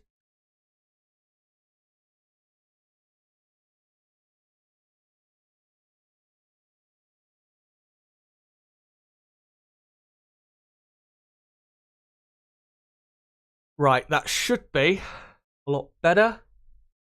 And let me bring him on in. Well, let me just try and open Discord and see if he's knocking about. And yeah, I think he is. Let me just see if I can bring him on and get this all set up correctly. Right. Right. Are you there, mate? Right. Hold on. Let me just change my speakers because people can't hear you yet. So hold on. Go again. There you are. Yeah. Hello. Yeah. There you are. Right. Oh, I'm here, but barely. How are you? I am. Well, I'm still certainly waking up because I've just come off about a 3-hour nap. So, yeah, But apart from that, doing okay. Doing okay. What about yourself, mate? Yeah, I'm doing okay. Looking, I have a lot more forward to this race than other races we've had so far this season. Thankfully, we've not got a Red Bull front row or anything like that. And yeah, hopefully, fingers crossed, it's going to be a decent competitive race. Obviously, it's been a bit of a mental weekend with the new sprint format. Obviously, the sprint yesterday was absolute shit. Do you want to give your thoughts on the sprint, or do you think? Yes, yeah. I was going to say let's get into it. Well, let's just say that I feel like we have a spokesman, someone who was a bigger Legacy fan than all of us in the chat put together. But let me just find the quote. He is the true king that we all deserve when it comes to wanting to get rid of this rubbish. Yeah. So let's just bring up some quotes after qualifying yesterday. Yeah. Yes. Sorry, I just need to scroll down. It is hectic. It is not proper racing.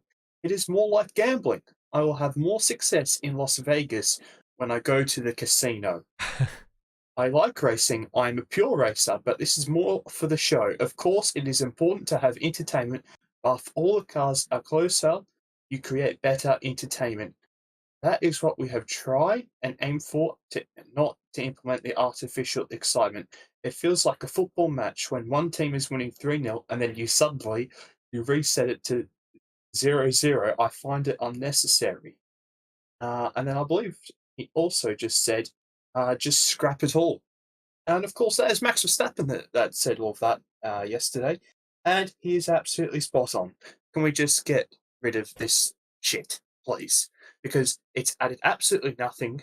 Right? In that 17 laps, we just got a preview of what it's going to be like today, where Red Bull are faster than Ferrari, where Max is so much faster than everyone else if, someone doesn't go into the side of it on the first lap. So it's terrible. Yeah, I agree. But unless we get like not all, but a load of the top drivers saying, yeah, let's just get rid of this, nothing's going to change really, because there obviously won't be any proper pressure on Liberty Media to actually do anything. Obviously, I need to have a go. I need to have another go here, and of course there'll be no pressure if some of the other drivers speak, because then you'll have Damon Hill. Oh, if Max Verstappen doesn't like it, he should retire. Yeah. Josh, You absolute fool. Oh. Yeah, I saw that yesterday. So stupid. Sorry, that was my... That was your Damon Hill impression. I don't know. It was just an absolute pillock impression. Christ almighty. Yeah. Yeah, I saw that yesterday with Damon after, I think it was after the sprint, yeah. I mean, Max, same with any driver, they're entitled to, if they don't like the sprint, they're entitled to say it. I mean, Max is not the only one who has said that, maybe certain sprints have been boring. I think Perez has talked out about it a couple times. I think Monza, not last year, the year before, he said the sprint was just pretty shit that weekend. I think maybe another driver, I can't remember, but yeah, with Damon, it's just, it's so stupid. And with him, complaining, or not complaining, but saying if Max, wants to complain or be a spoilt brat too much, then he should just leave. A bit ironic as well, coming from him, because, and I'm pretty sure I am correct in saying this, if I remember my history correctly, in Damon's last ever race at Suzuka for Jordan, he literally came in after like 10 laps and gave up because he couldn't be bothered. That is literally what happened. He literally just parked the car and said, I'm done. I'm pretty sure that's what happened. Well, I'm going to search that up right now, Chance. Yeah, let me just have a quick look. I'm pretty sure that's what happened. You say it was 99? Yeah, it was, Suzuka 99. I'm pretty sure he just parked the car and just... on Wikipedia, the official reason is mental fatigue.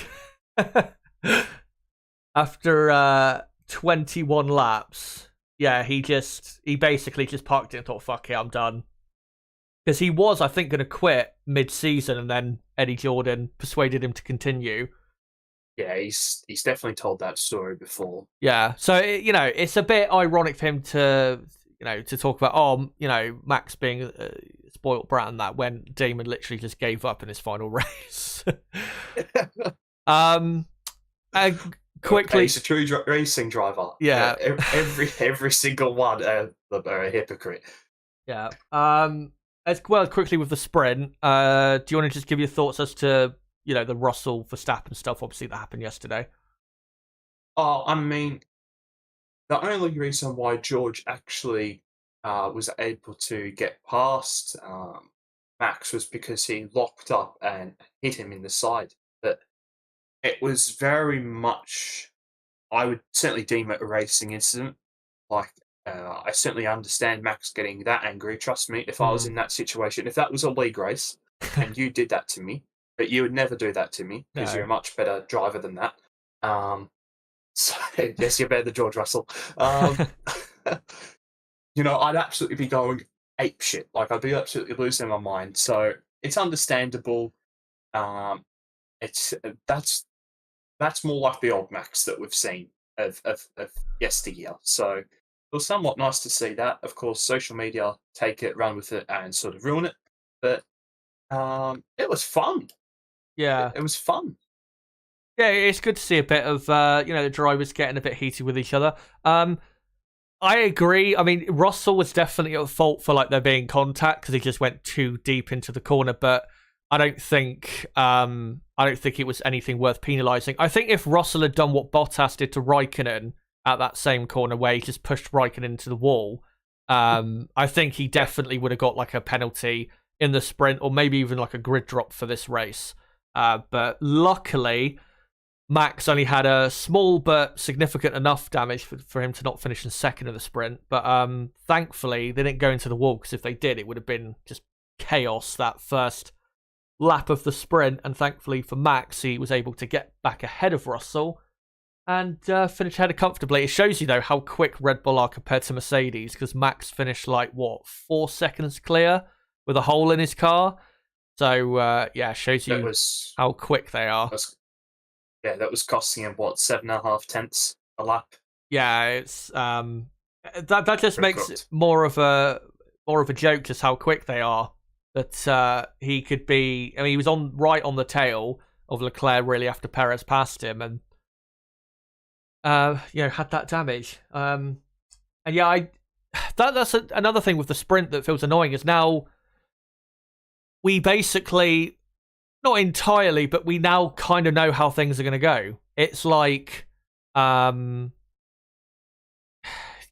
the tyres, it'll be different today because obviously the temperatures are not going to be the same, but obviously now everyone knows not to use a soft tyre. Maybe if there wasn't a sprint, you would get that excitement of maybe a couple people deciding maybe to start on the soft and then suffering.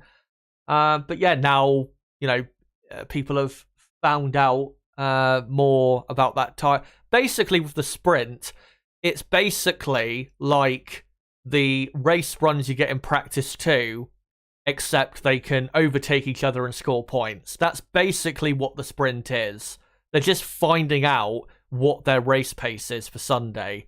And except for a couple cars, nobody really took any risks. They were just trying to manage the cars and get to the end, really. Lewis Hamilton, I think he even said coming into the weekend that the sprint was just going to be a practice session.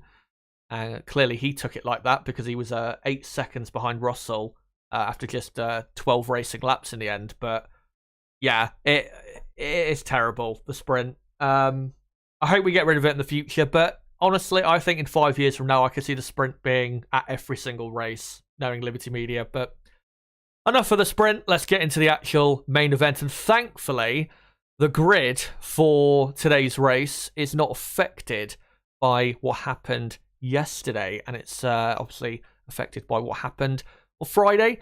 At the very front, it's Leclerc on pole, Verstappen second, Perez third. And then you got Sainz, Hamilton, Alonso for fourth, fifth, and sixth. And yeah, Red Bull, they're going to beat Ferrari unless Ferrari can pull off a masterstroke and get some luck even with their strategy, or Red Bull come into some serious trouble for whatever reason. Red Bull are going to win the race and win it by a pretty comfortable margin. And I think the podium will consist of Verstappen, Perez, Leclerc, in my opinion, in that order, but definitely those three will be on the podium, I think, today, because Leclerc seems to be, super quick. Do you agree with that, Nib, or do you think Alonso, Hamilton could maybe put a challenge up? I don't see it really, because I think the Aston Martin and Mercedes are just not anywhere near as quick as what Leclerc is in the Ferrari. Yeah, I don't think anyone's getting near. Well, obviously the two Red Bulls will be ahead of Leclerc, but I don't think anyone else gets near Leclerc.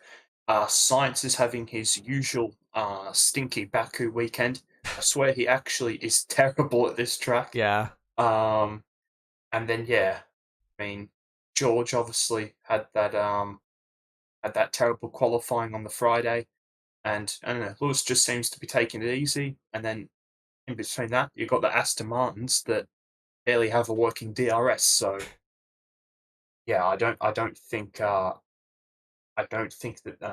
anyone will be challenging the current top three on the grid in today's race. Yeah, I think it's hard to see that. We'd need some crazy things at the start and just really mix things up, I think, maybe to make that happen.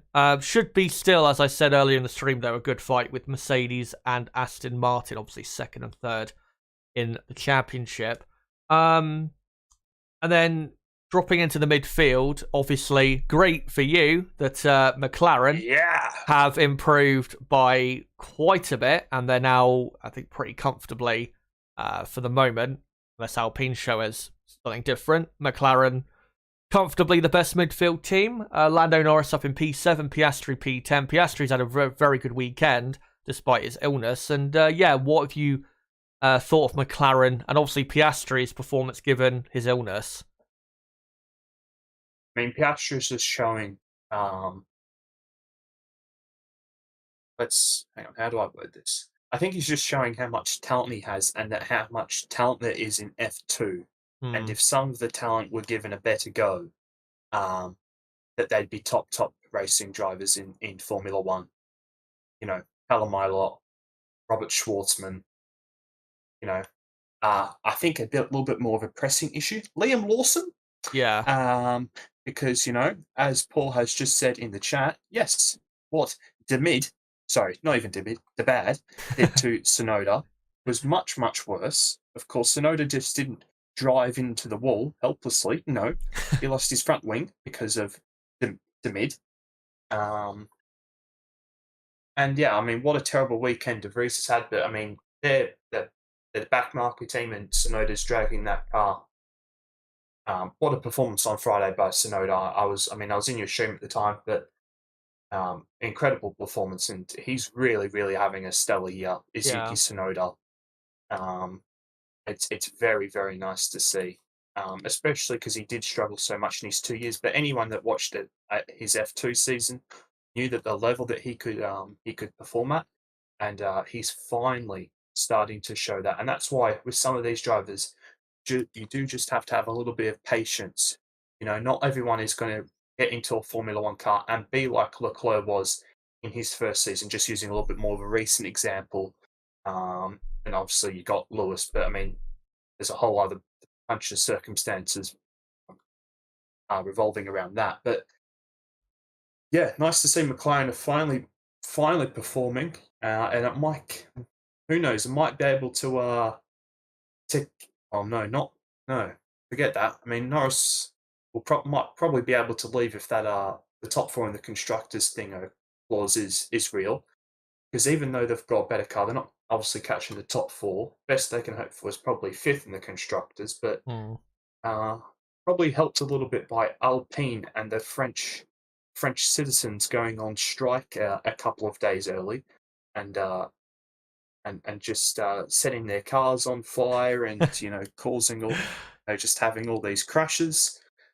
But yeah, I mean, the midfield should be good today. But I mean, we even saw yesterday that after 17 laps, it was all quite, it was very separated. But hopefully, with the tyre wear being a lot worse because it is hotter, obviously, than 3 hours later when we had quali yesterday. The sprint yesterday. So I think we could see some more excitement just purely because the tyres are going to wear out so much and should have probably a 2 or 3 stop for some teams. So in that case, it should be good. Yeah, hopefully. Pirelli have forecast a one stop, but like I said earlier, I think we can see some teams maybe going for the 2 stop. I mean, we saw with the medium, it was hanging on okay, but it wasn't great in the sprint. So I think, and obviously, like you said, the sprint took place at maybe a couple hours before sunset, so the temperatures would have been a lot lower than it's going to be for the start here. So yeah, I think we could probably see some 2 stops. I think, as I said earlier with Ferrari, I think if they can build with Leclerc a good gap to Sainz, Alonso, Hamilton, I think definitely Ferrari going for a 2 stop with Leclerc is a worthy thing to try. Because I think them going for a 1 stop will probably end in disaster, given their tyre management issues. For the midfield, I think my prediction was Norris and Albon to be the 2 grabbing the points in the end. McLaren, Williams should be, given especially with Alpine and their poor weekend, McLaren and Williams should be the 2 quicker midfield teams today and should be getting a pretty good result. As well with Tsunoda, yeah, brilliant, absolutely brilliant season so far. The thing is, though, we did see glimpses last year of this. I remember towards the end of last year, had a couple Q3 appearances and started to beat Gasly at times. So he progressively, as you said, him being given time, it's allowed him to just continuously improve, and now he's in a great position. If he keeps this up for this year and even next year, I mean, I know Red Bull like Sergio Perez a lot, but maybe in the future he could be a number 2 to Max Verstappen if he keeps this up and even keeps improving in the AlphaTauri. But for the race, I predicted the podium to be Verstappen, Perez, Leclerc. Are you going to go the same? No, I'm going to go Verstappen, Perez, Leclerc. Like You that? went Perez to win, didn't you? No, I went Verstappen, Perez, Leclerc. Oh, sorry. Okay. I was thinking of what you said yesterday because I think you actually did predict. Oh yeah, that was Perez on. That was on. I to think. win. Sorry. I think that was on Thursday or Friday. Yeah, I predicted Perez. Yeah. Sorry. But yeah. In that case, I do agree with you. Yeah, should be that top three. Those three have been consistently in the top three. Nobody else has been able to get near them. Anyway, let's see what you guys have to say in the chat. By the way, thank you to Turbo GSR for the $15 super chat, who says thank you for the stream. No problem. Thank you very much for that. Of course, I'll end the poll in the chat soon, as I've asked you guys who you think will win the race. Looks like you guys think Verstappen will win. I'll end the poll though soon. Paul Squibb says, I think what De Vries did to Tsunoda was worse than what Russell did to Max. I have not actually seen what De Vries did to Tsunoda. I know it was at turn 3, but I don't actually know what De Vries did. But, yeah. Paul Squibb says, do any of the drivers like the sprint race? Albon was saying how silly it was as only the top 4 teams can get any points. Who actually likes the sprint? I think secretly, I don't think any of the drivers actually like the sprint. I think the only thing they probably like in the sprint is when one of them actually has a good result. I don't think they actually like the sprint itself. They only like that maybe, if they're having a good day, they can grab a few extra points out of it. Great point, though, by Albon, is now we've got 4 front-running teams. They're the only people that can get the points in the sprint. So it just builds a further gap from, the top 4 teams to the others. So yeah, obviously not good. And I think definitely this weekend and also in other weekends we've had the sprint. If we did not have the sprint yesterday and we had qualifying like we had on Friday, if we had that yesterday, I don't think anyone would have thought this weekend was less exciting, even though there would have been 2 extra practice sessions. To be honest as well, practice 1 was probably as exciting as the sprint race itself. With Tsunoda's, true. Yeah, with Tsunoda hitting the wall, Gasly's fire, Magnussen, I think, flew off the track or parked off the track at turn 1. Issues, yeah. Yeah, and then we had, I think towards the end of that session, some quite quick times. Yeah, it was probably about as exciting as the sprint itself. Another thing as well that I thought was really, I can see why Leclerc did it, but, people might say, oh, but, we had a move for the lead and all of that. Leclerc didn't even defend. He just let Perez through, basically. So even that wasn't exciting because Perez just went down the inside, took the lead, and then just pulled away. Leclerc was just trying to really stay out of trouble and just get the points that he could. And only, of course, finished second because of Verstappen's damage to his car. But I'll read out a few more comments and then we'll get into the last bit of build-up before the race. Simon says qualifying should be decided by names out of the hat.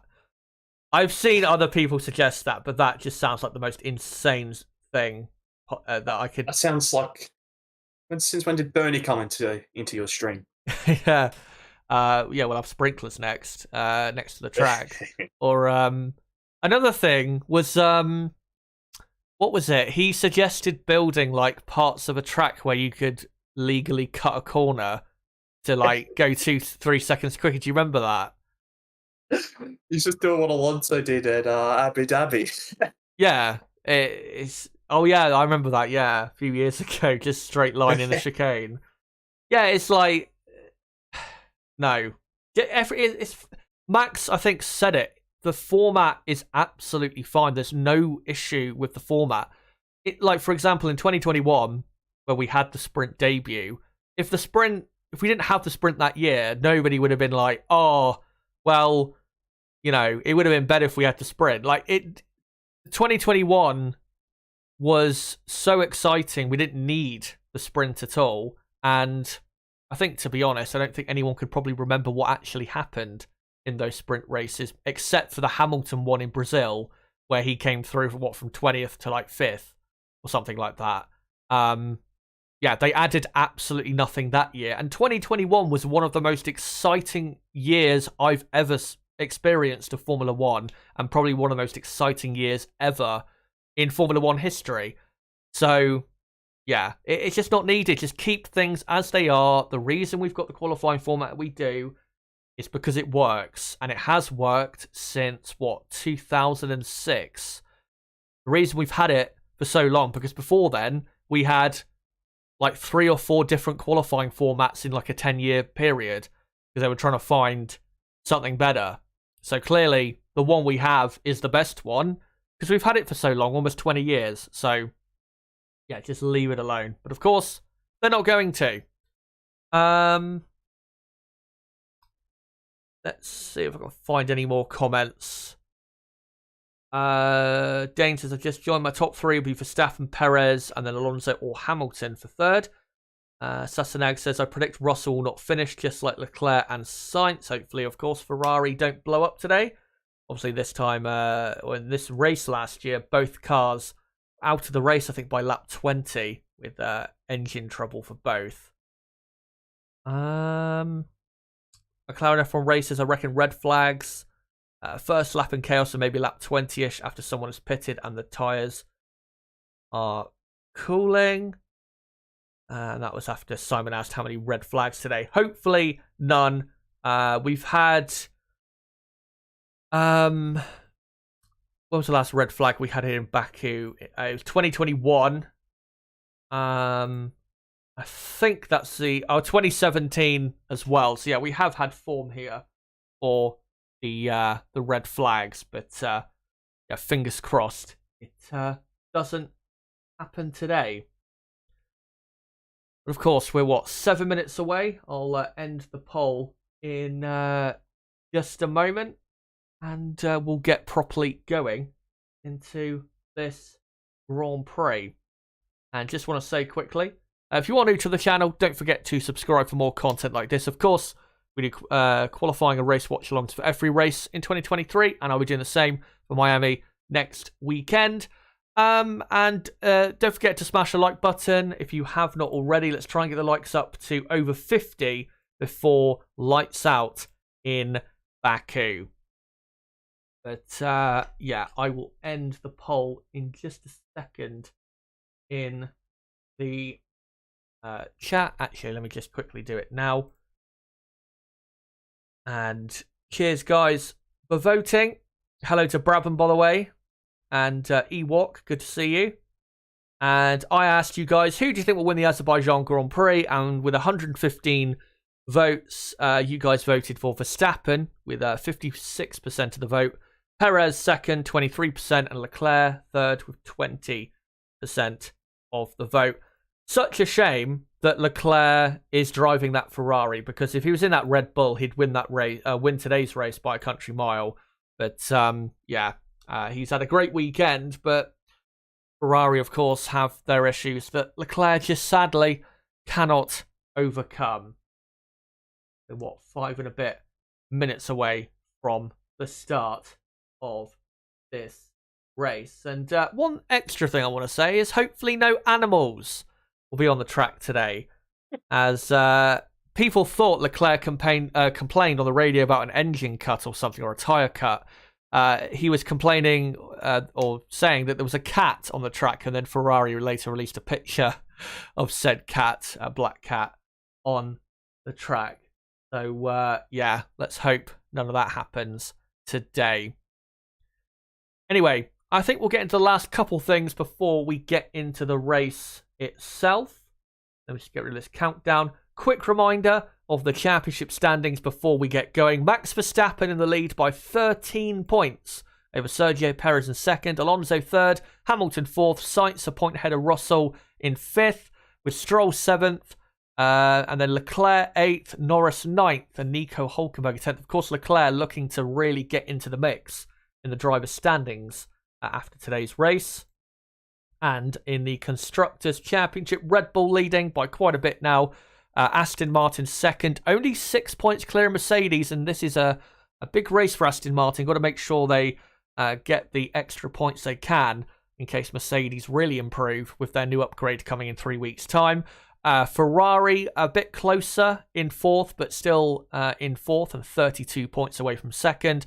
And then you've got McLaren fifth, Alpine sixth, Haas seventh, Alfa Romeo eighth, AlphaTauri ninth, and Williams in 10th. And now, guys, let's get into your starting grid for the Azerbaijan Grand Prix of 2023. On the front row, it is Charles Leclerc and Max Verstappen. The second row, it is Sergio Perez and Carlos Sainz in the other Red Bull and Ferrari cars. On the third row, the good friends, Lewis Hamilton and Fernando Alonso. On the fourth row, it is Lando Norris and one of the stars of the weekend, Yuki Tsunoda, up in P8 on the grid. Completing the top 10, Lance Stroll and Oscar Piastri. They actually set the same time in Q3, Stroll only starting ahead because he set that time before Oscar did. In 11th and 12th, it is George Russell and Alex Albon, of course, good friends. 13th and 14th, it is Valtteri Bottas and Logan Sargent. 15th and 16th, it is Zhou and Magnussen. 17th and 18th, Pierre Gasly and Nick De Vries. And both starting from the pit lane, Nico Hülkenberg and Esteban Ocon. So that is your starting grid. Of course, the running order on the left-hand side of the screen is actually incorrect. So whilst we're waiting for the formation up to get underway, let me just quickly get the order set up correctly. And yeah, formation lap will be underway in probably, 3 to 4 minutes from now. So we've still got quite a bit of time to go. I'll just quickly get this all ready. Yeah, yesterday on the first lap of the sprint, it was mild chaos. Of course, we know we can get quite a bit more chaos on a first lap here. Let me just get this set up. Obviously, Norris 7th, Tsunoda 8th. And then... I will just be back in a couple of seconds, mate. Yeah, no problem. And yeah, I'll just quickly get this order fixed up.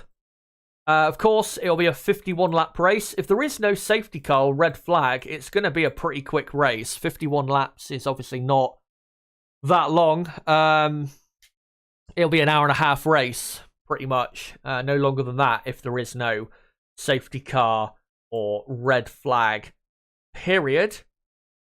So yeah, it could be a very long race or it could be a bit of a short one. Let's hope for maybe something in between.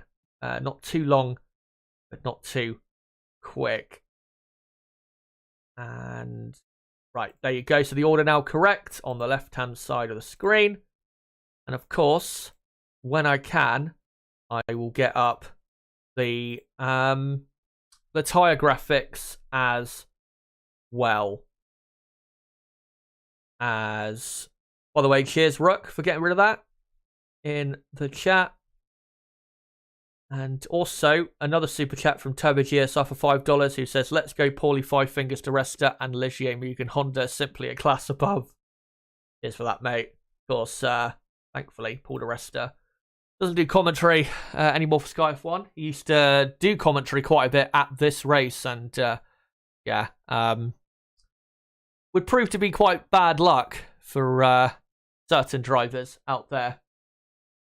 As there is Fernando Alonso on the grid, looking pretty ready to get underway. There is Sergio Perez in third on the broadcast. Obviously, he won the sprint yesterday. Perez, of course, if he gets ahead of Verstappen at the start, I think Perez may have the pace to hold Max back, at least for a while. Because Perez has been, the whole weekend, if he's not been quicker than Max, he's been close to him. So if Perez is going to win the race today and close the gap in the championship down to maybe 6 points or something, then the start of the race really is crucial for Sergio Perez. The tyres, the top 17 are starting on the medium, and everybody else, I think, starting on the hard compound tyre. So let me just quickly get that set up so I can display it on screen. And the formation lap underway in just a moment. And the formation lap gets underway right now as the cars are released, and the formation lap will be on, or the start of the race will be about 2 to 2.5 minutes from now. Yeah, I'll just get these higher data things ready.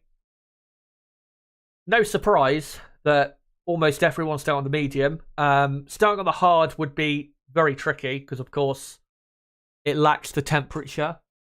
And, you'd get swamped by other cars and possibly get caught up in an accident. And that's why I think smartly Mercedes, for example, are not using that tyre for Russell at the start because it'd be a recipe for disaster in a similar way to Silverstone last year, where Russell started on the hard and then immediately was out after having a poor start and hitting Gasly and Zhou.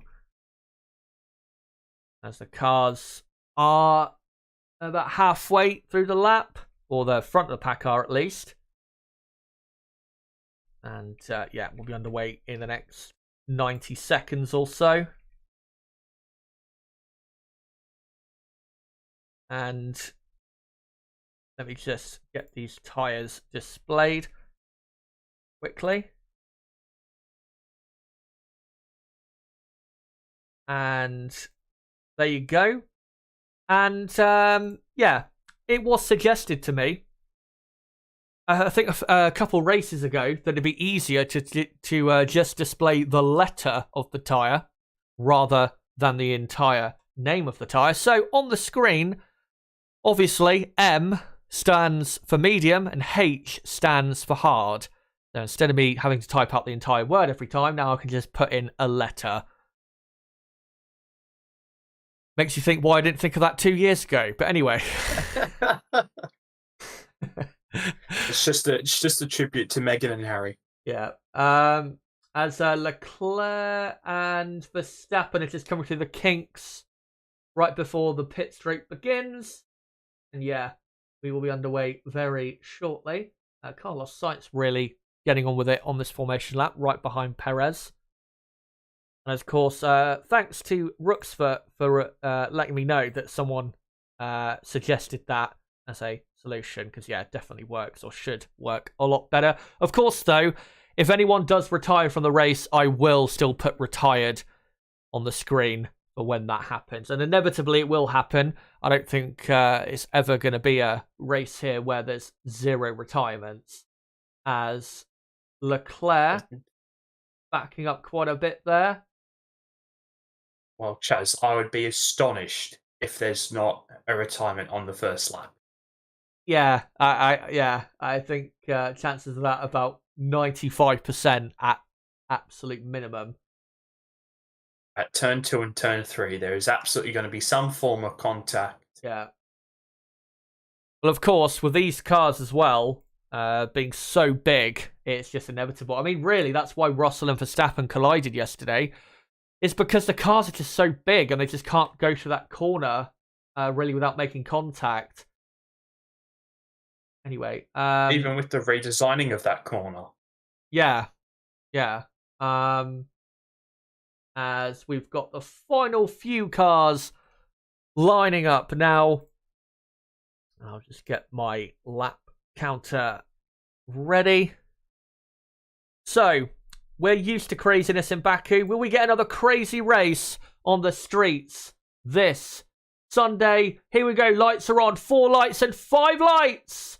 And we are away in Baku. And Leclerc gets another brilliant start for Verstappen, having to cover off his teammate as Hamilton tries to have a go around the outside of Sainz, and Alonso thinking of going down the inside at turn 2. But nothing going. Stroll has had a good start. No surprise there. He's always having a good start to a race. And he's got past Lando Norris on the run down to turn 3.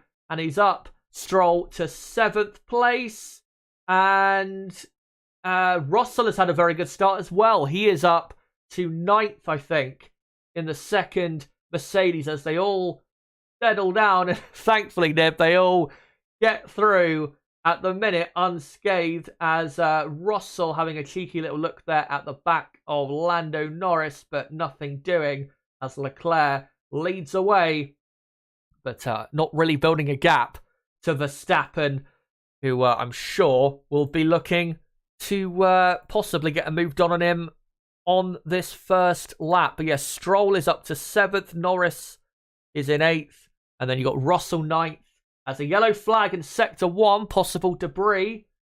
There was debris on the exit of Turn 2. Right, as Max Verstappen already on the back, right on the back of Leclerc, as Piastri, see in the background, quite close to Tsunoda on the exit of Turn 15. Is there anything Leclerc can do to defend against Verstappen? Verstappen and the Red Bull, we know, so quick down the straights. Leclerc already having to kind of weave around to break the slipstream. Thankfully, DRS not enabled after just one lap or anything. And here we go, on to lap 2, and Leclerc just about is hanging on to the lead, but it's not going to be long until Max Verstappen is passed in the Red Bull. And Perez not too far behind either. And I think it's pretty clear to see the Red Bull's much quicker than the Ferrari there. Your top 10, it is Leclerc, Verstappen, Perez, Sainz, Hamilton, Alonso, Stroll, Norris, Russell, Tsunoda, and then it's Piastri, Albon, Magnussen's had a very good start. He's up to 13th. And then Sargent is up to 14th. Gasly's had a good start. He is up to 15th, with Zhou in 16th. Bottas is 18th. What a poor start for him. He was 13th on the grid. De Vries up to 17th. Bottas 18th. And then Ocon 19th. And Hulkenberg in 20th. But yeah, Leclerc is not going to hang on for very much longer, is he, Neb? It looks as though Red Bull are going to absolutely destroy the rest of the field here. Yeah, I don't know whether or not Charles has gone a bit conservatively on the tyres after what they saw in the sprint yesterday, but yeah, Max is going to gobble him up very shortly. And they're just coming through. I think already exited turn 16. Max Verstappen only half a second behind. And yeah, once that DRS gets enabled, it will definitely be game over for Ferrari, as Verstappen and Leclerc onto the pit straight now. And Perez about 9/10 behind his teammates, so he's picking up the slipstream as well. Verstappen in the slipstream, but can't quite get past. Obviously nowhere near close enough, but DRS now enabled, and surely he will be passed in the next minute and 40 seconds or so, as we're on lap 3 out of 51. And no more position changes. But now Verstappen already having a look into turn 3. And this does kind of remind me of a couple years ago when Leclerc got pole here in 2021, where he didn't really deserve to be on pole and then got swamped very quickly. Here's a replay of the start. Nib, I'll let you take us through it. Yeah, when we eventually get there, but as we saw, there were yellow flags in Sector 1 on the first lap, and that was because I believe Kevin Magnussen sustained some damage, as I am finally there now. I don't know if KO have gone back in time, or if you're just further ahead or whatnot, because it seems to be a bit more than usual. But yeah, actually, all cleanly through turn 1. But then a little bit further back into turn 2, there was contact there with Magnussen. Oh, and Bottas, I think, got squeezed out by Piastri. Or I think it was Bottas. And then Magnussen just, he didn't really have a lot to go. Weird bunch of contact there. Just a concertina effect from, I think, too many cars trying to go. Yeah, Albon going up the inside, trying to make it 3 wide, was probably not the smartest idea. And that's why Albon's also got front wing damage alongside with Magnussen, Chaz. As Verstappen now onto lap 4, overtakes Leclerc up the inside. And Max Verstappen leads in Baku, and he will now pull away very, very quickly, and Perez is right behind as well. And we said it was inevitable, and there you go. It has happened, and there's nothing really Ferrari can do. So, yeah, Perez, I assume, if Verstappen can build over a second lead to Leclerc immediately, Perez really should be passed as well at the end of this lap. Another thing, though, Carlos Sainz is 1.6 seconds behind Perez. Obviously, doesn't have DRS. Hamilton, Alonso, and Stroll all have the DRS on Sainz. So Carlos under massive pressure now from those cars behind. And Carlos Sainz, obviously, who has not had a good weekend, is going to be looking in his mirrors, I think, all day. As George Russell there, starting to close up on Lando Norris. A bit surprised he hasn't overtaken him already, to be honest. But, yeah, he's currently sat in P9 and not having a great time. As Piastri just about within a second of Yuki Tsunoda. And, yeah, Piastri hit by Albon there. Thankfully, though, Piastri got through all okay and has built over a second lead over Albon. So doesn't have that risk of the Williams going past him at about 1,000,000 miles an hour. As here comes Perez onto the pit straight now. And I don't know if Leclerc's got DRS, so I assume he has not. As they now come onto the pit straight. And actually, I think Leclerc might... no, he does not. As Perez looking at the inside, the turn one. But Leclerc just about too far ahead. And Perez got to get through quickly as possible, because that Ferrari clearly a lot slower than the Red Bull. And he's just going to be held up eternally behind that car, as no more position changes. Lewis Hamilton only 0.6 of a second behind Carlos Sainz. Alonso a bit further behind Hamilton than Hamilton is to Sainz. So yeah, Lewis looking to crack on with things, and hopefully for Mercedes and Aston Martin, Ferrari and their tyre wear issues really start to kick in the next few laps, so they can try and get after them. As Leclerc still not letting Max get too far away.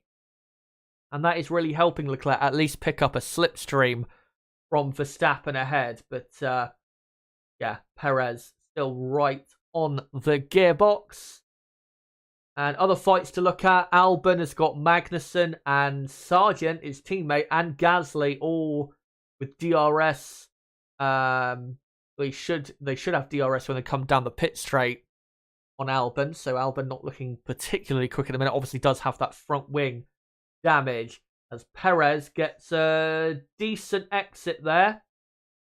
And surely on this occasion will be closer to overtake the Monegasque into turn one. As Leclerc 1.2 seconds behind Verstappen here on almost lap 6. And Perez down the pit straight. Will Leclerc defend? No, he lets him go, because Red Bull are simply in a class of their own. And it is now a Red Bull 1-2 on lap 6 out of 51. And that should be, sadly, annoyingly, however you want to put it, the race over and done with in terms of who is going to win this particular race, as Pierre Gasly is pitted very early, presumably for maybe the hard compound of tyre. And yeah, here's a replay of Perez passing Leclerc. We'll see whether Ferrari now will come under threat from Hamilton, Alonso and Stroll. I just want to have a quick look in a moment to see to see what's going on with Sainz. And Sainz still has Hamilton and Alonso. Well, not even Alonso. Alonso's actually starting to drop back a bit. And Lance Stroll saying on the radio, Fernando, I will not attack. And then saying copy. And then Stroll saying we're both playing the same game. Alonso, though, has now dropped over a second behind Hamilton and doesn't have DRS now. So Alonso starting to hold up Stroll, really.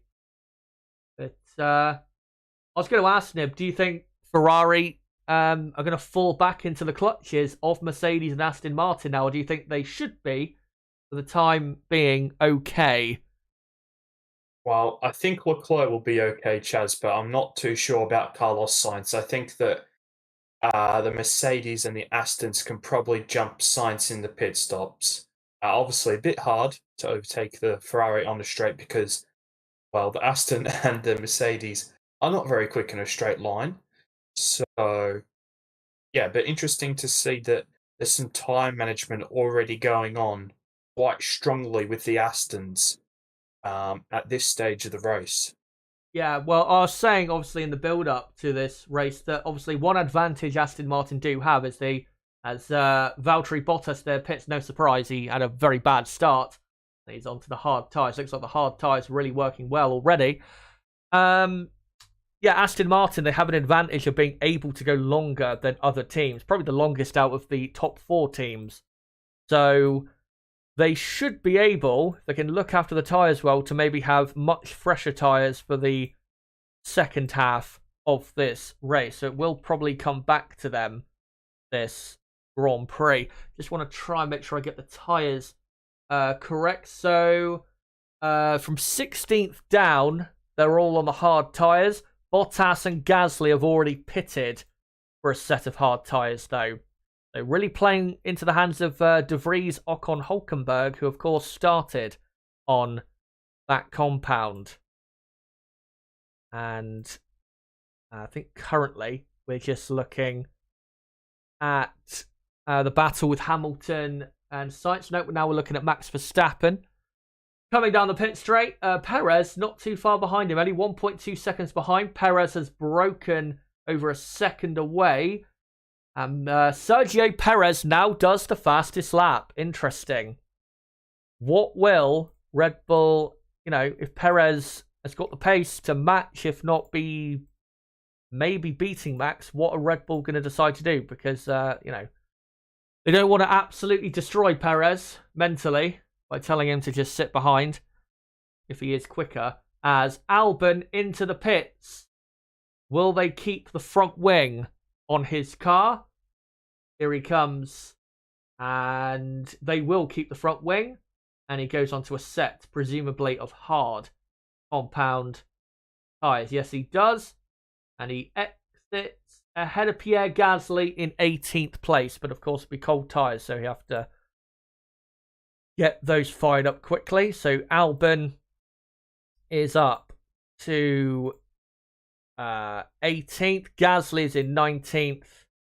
And yeah, from 15th down, they're on the hard compound tyre. Tell you what, Chaz, for the entertainment of this race, I certainly do hope that Perez can get DRS of Verstappen. Because, well, the closest car is De Vries to Zhou Guanyu. Everywhere else is basically, there's a train behind Guanyu Zhou, but everywhere else, just reasonable gaps.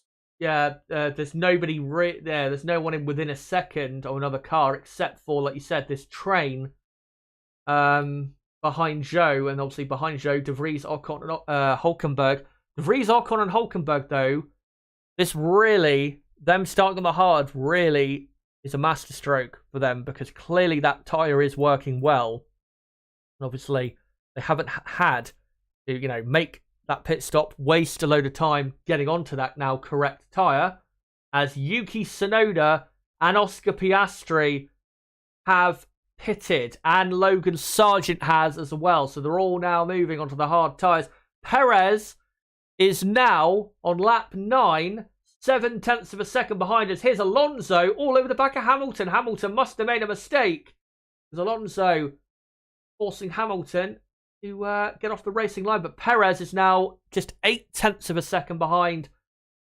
And yeah, I think Red Bull have just got to let them fight, really. Obviously not crash into each other.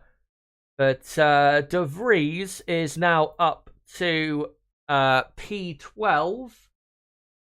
You've got Magnussen up to 10th, and then Zhou up to 11th, and then De Vries is in 12th as Mercedes are ready for presumably Lewis Hamilton.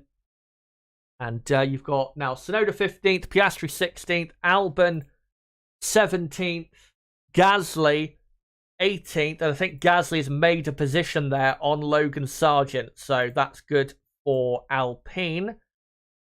Let me just quickly, correct that we've got now everybody from 12th down on the hard compound tyre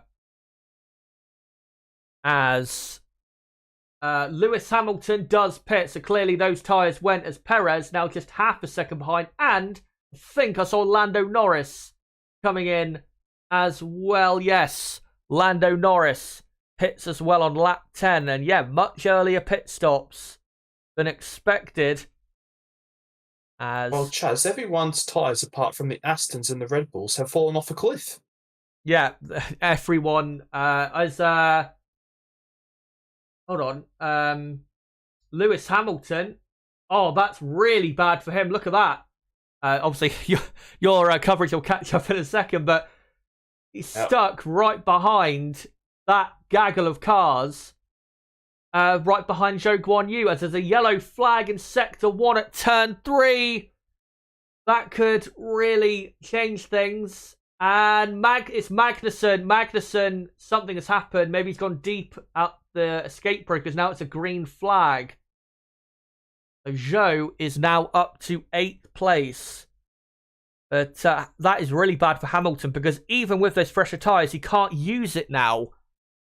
As yellow flag in Sector 1 and 2. De Vries now dropping down the field. Have Magnussen and De Vries had contact or what? It'd be great if they could actually show us. And there you go, De Vries at turn, I think 6. Turn 6, 7. As it's gone straight on and stopped. And he's trying to get going again. As Verstappen told to pit. And Perez stays out. But I think the safety car might be coming out in just a second. And yet Verstappen comes in and Perez goes into the lead. Of course, I'll correct the order when I can, but there's quite a bit going on at the moment. And still yellow flag in Sector 1 and Sector 2. I don't know if De Vries has managed to get going again. He's now down to the back. But Verstappen now down in 7th, and a safety car.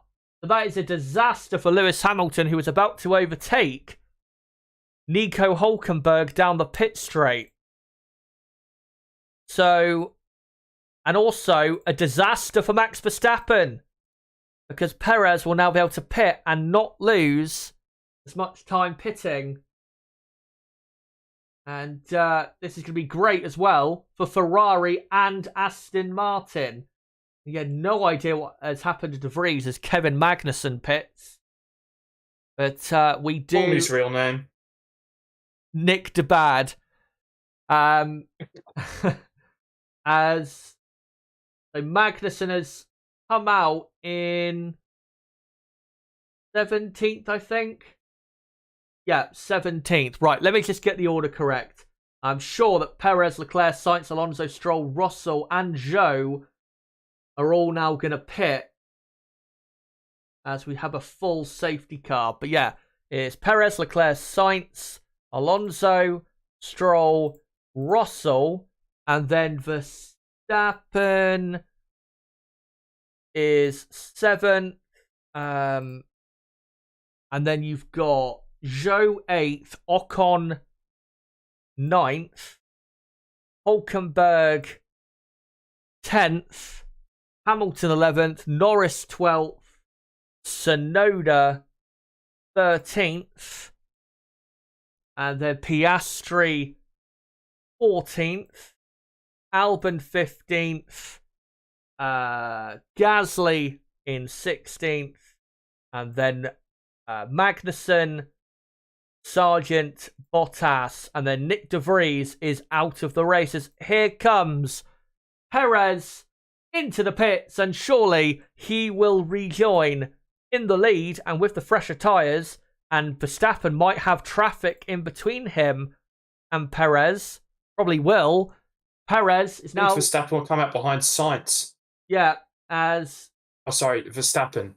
As Leclerc, Sainz, Alonso, Stroll, Russell now coming in as well. Let's see how it all shakes out as side by side they were then, as Russell was about to come into the pits, and Verstappen comes out in third, or not comes out, but he is in third place behind Leclerc. So, yeah, advantage Perez now, as they are all on the hard tyre, which makes my life easier. Anyway, let me just do the order now. So, Perez leads from Leclerc second, Verstappen third, Sainz fourth, Alonso fifth, Russell sixth. Brilliant for those two. Stroll seventh, Ocon eighth, Hulkenberg ninth. Obviously, Ocon and Hulkenberg have not pitted yet. Hamilton is down in P10. His race has fallen apart. And, yeah, bad luck, obviously, for him. Norris is 11th, with Tsunoda 12th. And then Zhou has come out in 14th. That's worked out well for Zhou, because he was on the mediums, which were suffering, but he's not lost a mountain of positions and has actually jumped his way ahead of Albon and Gasly and Magnussen. So, yeah, that is good for Zhou. And then you've got, after that, yeah, Albon, Gasly, Magnussen, Sargent, Bottas, and then De Vries, as I'll put in a moment, is out of the race. As we're on lap 12 behind the safety car. And, yeah, the order you see on the screen is the current order. Yeah, the only... the lies, I guess, is that Ocon and Hulkenberg aren't really in a real 8th and 9th because they haven't pitted yet. And... Tell you what, though, Chaz, go on. I feel like it's about the first time that we've seen the world where Ferrari haven't been screwed over by the safety car coming out, as we're getting a replay of De Vries, and he's just clipped the inside left wall and it's broken the suspension.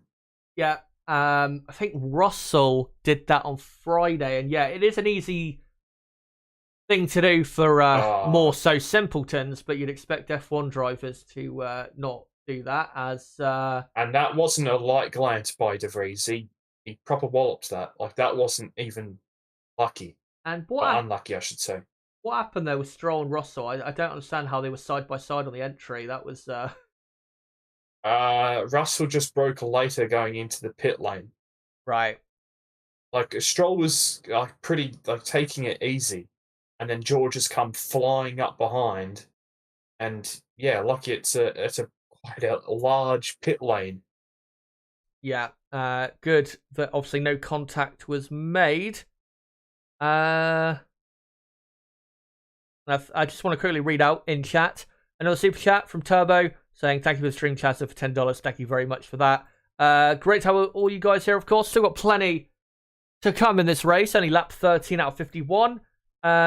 If you have just joined, make sure to smash that like button. Let's try and get up to like 70, 80 likes or something like that. And as you can see on your screen, that is the current order. Everyone on the hard tyre. Nick De Vries out of the race. And yeah, it's that safety car, though, has definitely made the race, I think, less enjoyable now. Because even though there are a couple drivers, yeah, that have benefited and got, you know, a couple lap fresher tyres and that, the strategy of certain teams now, wasn't really able to play out and make things more interesting. So, yeah, hasn't helped, as the safety car will be in at the end of this lap. Yeah, so just quickly, obviously for those teams that start on the hard, like Hulkenberg and Ocon and a couple others, obviously not great for them. But I've got to say, now this makes it quite exciting at the front. And is there anything more guaranteed than Verstappen getting past Leclerc into turn 1 here? Maybe. Depends, obviously, when Perez decides to get the race going again. Leclerc, in the sprint yesterday, got it going a bit sooner than I've seen before. I think Verstappen a couple of years ago finally got going literally right before the finish line. So we'll see what Perez decides to do. But as long as Perez obviously hangs on ahead of Leclerc and Verstappen does not get Leclerc into turn 1, Perez should pull away pretty quickly. As now, green flag. Obviously, no overtaking until the start-finish line. So Perez can still act as the safety car up until that point. As Perez continues to weave and gets going again. He's made a bit of a mistake there because Leclerc's now got a run on him into turn 1. Defends to the inside. And will Leclerc have a go on the exit? No, he has actually a poor exit himself as Hamilton, I think, passes Hülkenberg there for 9th. And Lance Stroll down the inside of George Russell. Brilliant restart from the Canadian as here comes Max Verstappen up the inside of Leclerc for turn 3. And Red Bull clearly ahead as Hamilton passes Ocon as well. What a restart from him. Piastri up to 12th. Alonso forces his way up the inside of Sainz into turn 4. What a restart here. So many position changes. And Alonso up to 4th and now has Leclerc in his sights to possibly get a podium here in Baku. Well, that's a mega move by Alonso up the inside of Sainz. I don't know if you quite saw why Stroll was able to get past Russell, but he nearly did what every single F2 driver did yesterday. Nearly went it straight into the wall on the exit of turn 1. Yeah, he looked to be okay going into turn 1. And yeah, that must have happened because Stroll, out of nowhere, really got him as Verstappen and Perez already building a significant gap to Leclerc. Leclerc already 2.5 behind Verstappen.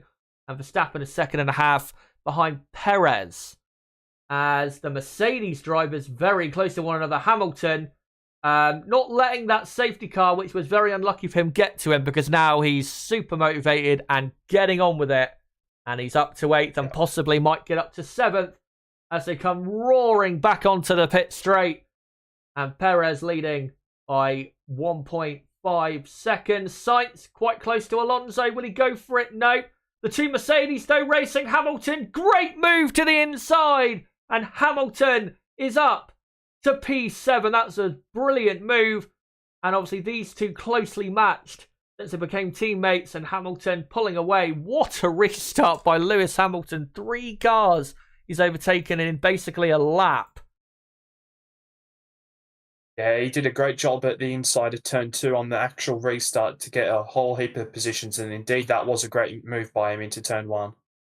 And he's about 2nd now behind Stroll, who is right on the tail of Sainz. So Hamilton hopefully can keep up this brilliance. As here's a replay. Yeah, Verstappen just got a much better exit from turn 2. Pulled alongside and Leclerc smartly didn't defend because I think he knows that Red Bull... you just can't defend against them today.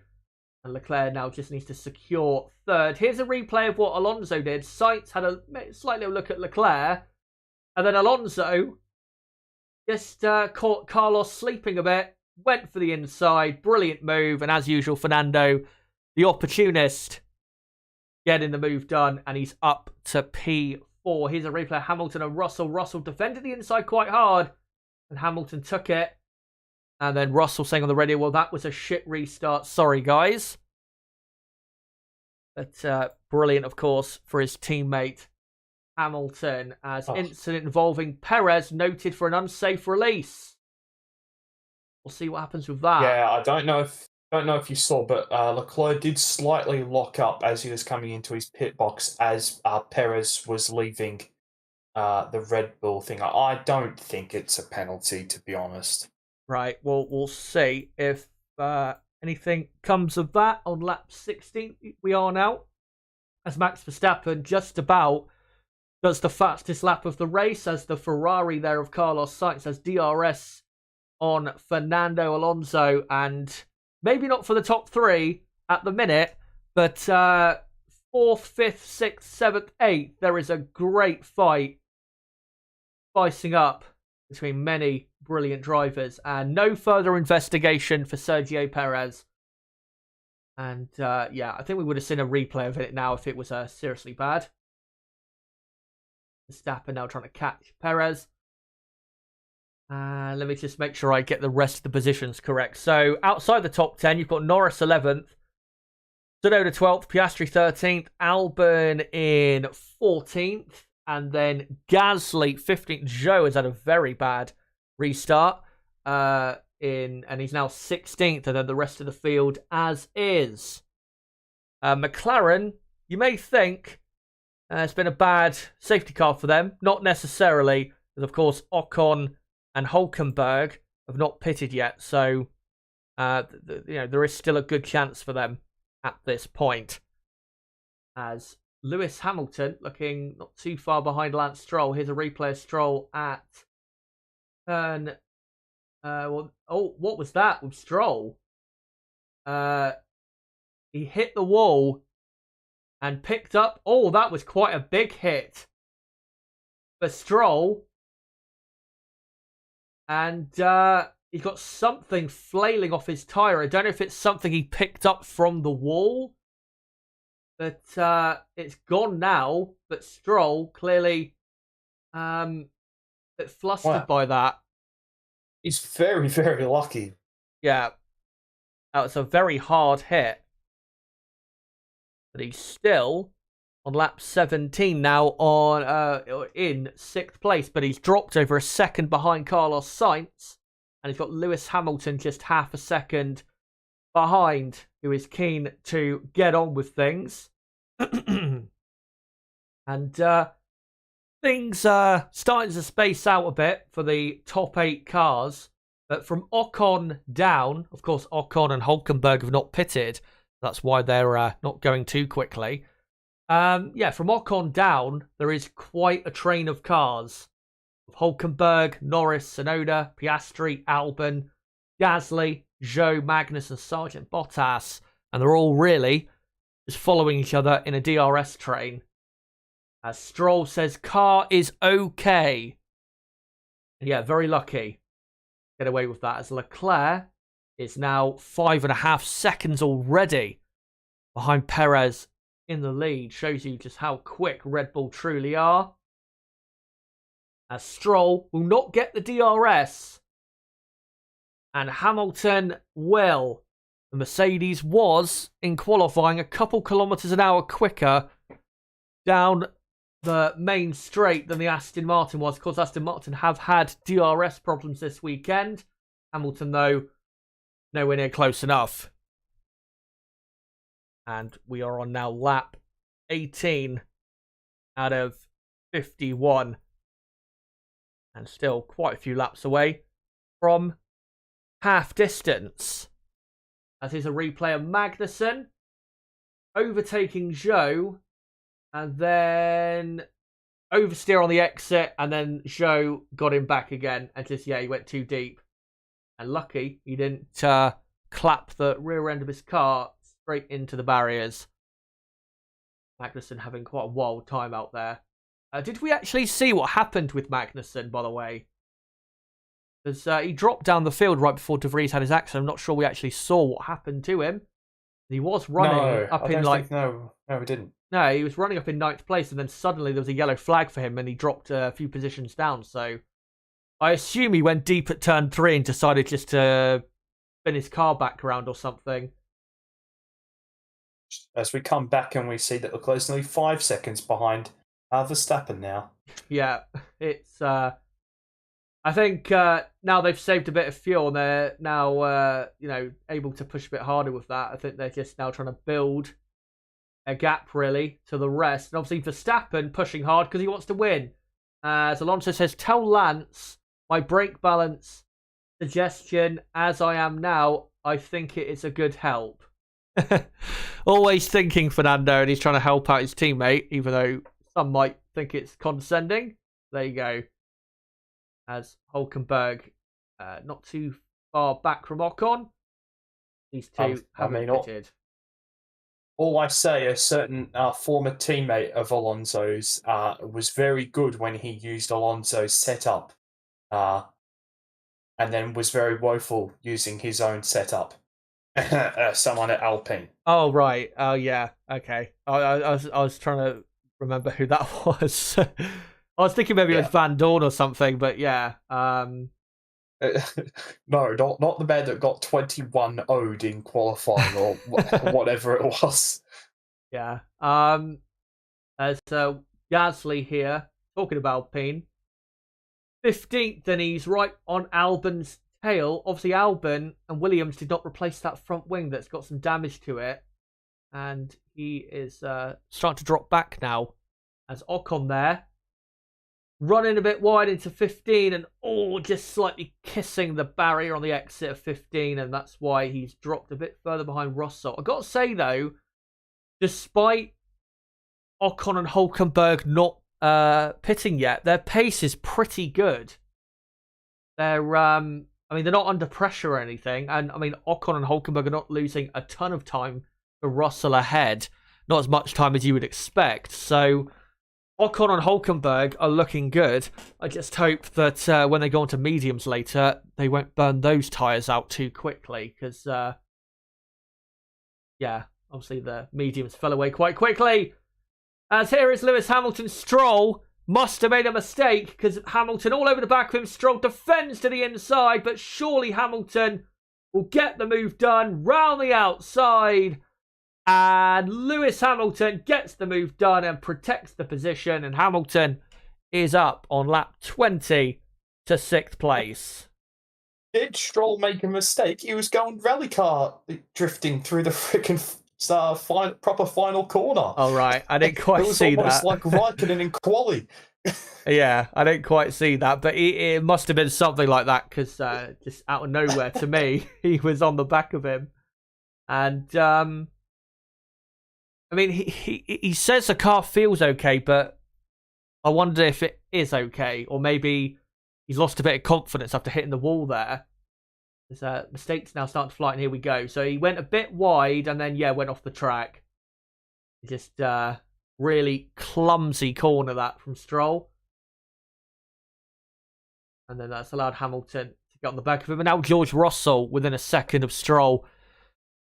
And it's surprising with Stroll, because, he has crashed around here quite a bit, but he is normally pretty quick here. So I'm surprised he's struggling like he is, because he was looking good before the safety car. He was right on Alonso's tail, and now he's quite far back, and he's already dropped over a second behind Hamilton. So Stroll not looking great here, as Verstappen starting to close in on the Mexican who won the sprint yesterday out front. 1.2 seconds it is as they start lap 21. Leclerc is about 9.2 seconds now off the lead after 8 laps since the safety car came in. So they're pulling away by a second a lap, the Red Bulls.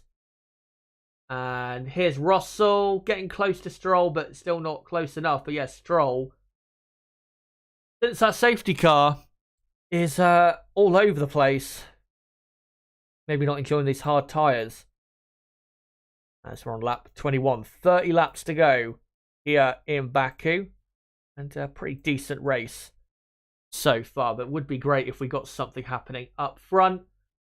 And there is something probably, though, going to happen here between Russell and Stroll, I think, pretty soon. Other battles to look out for. Hulkenberg still on the back of Ocon. Norris, 0.6 of a second behind Hulkenberg. Piastri within a second of Tsunoda for P12, and what is a net P10. As is a replay of Perez. Oh, that is, beautifully drifted through turn 15, but very close to getting it wrong. Always a tricky corner, that. Yeah. As I'm finally seeing the replay now, and it's very easy to do an Asani there. But of course, caused all of the chaos in F2 yesterday, bringing out that safety car. Although I think Danny Ricky actually was like one of the first drivers to have a big crash there. So I think he was. I better shut my mouth. Well, no, what was it you were going to say? I thought you were going to say something else. Oh, the safety car has made this race so much better. Are you being sarcastic? No, I'm being legit. We're getting so much more action than what we did before the safety car. I think the safety car is actually quite Obviously, unfortunate for those guys that started on the hard, but it's actually really livened up this race. Yeah, yeah, to a certain extent it has. I mean, obviously we hope it gets a Compared bit to better. before, obviously. Yeah. I'm not saying that we're getting fireworks left, right, and centre, but it's just a little bit better. But obviously, I think once Russell gets past Stroll, then I think it might start dying down as we look towards really Verstappen and Perez. Yeah, as Verstappen, by the way, has the fastest lap. So at the moment, Perez only outscoring Max by 6 points. It would bring the championship gap down to 7 points. And obviously would be great for Perez to win 2 of the first 4 races if he can hang on. I don't think anyone expected Perez to win 2 of the first 4 races, even though, of course, Max, we know why he didn't win in Jeddah, as Russell still hanging on close to Stroll.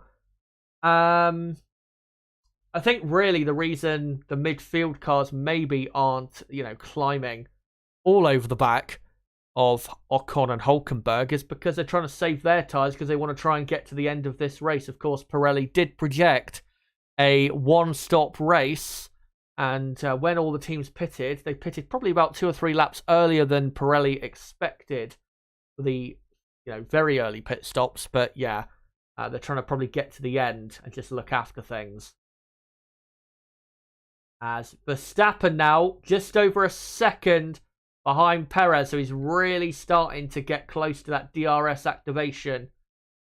And of course, even though it'll be Red Bull on Red Bull, we know how good the Red Bull is with the DRS open.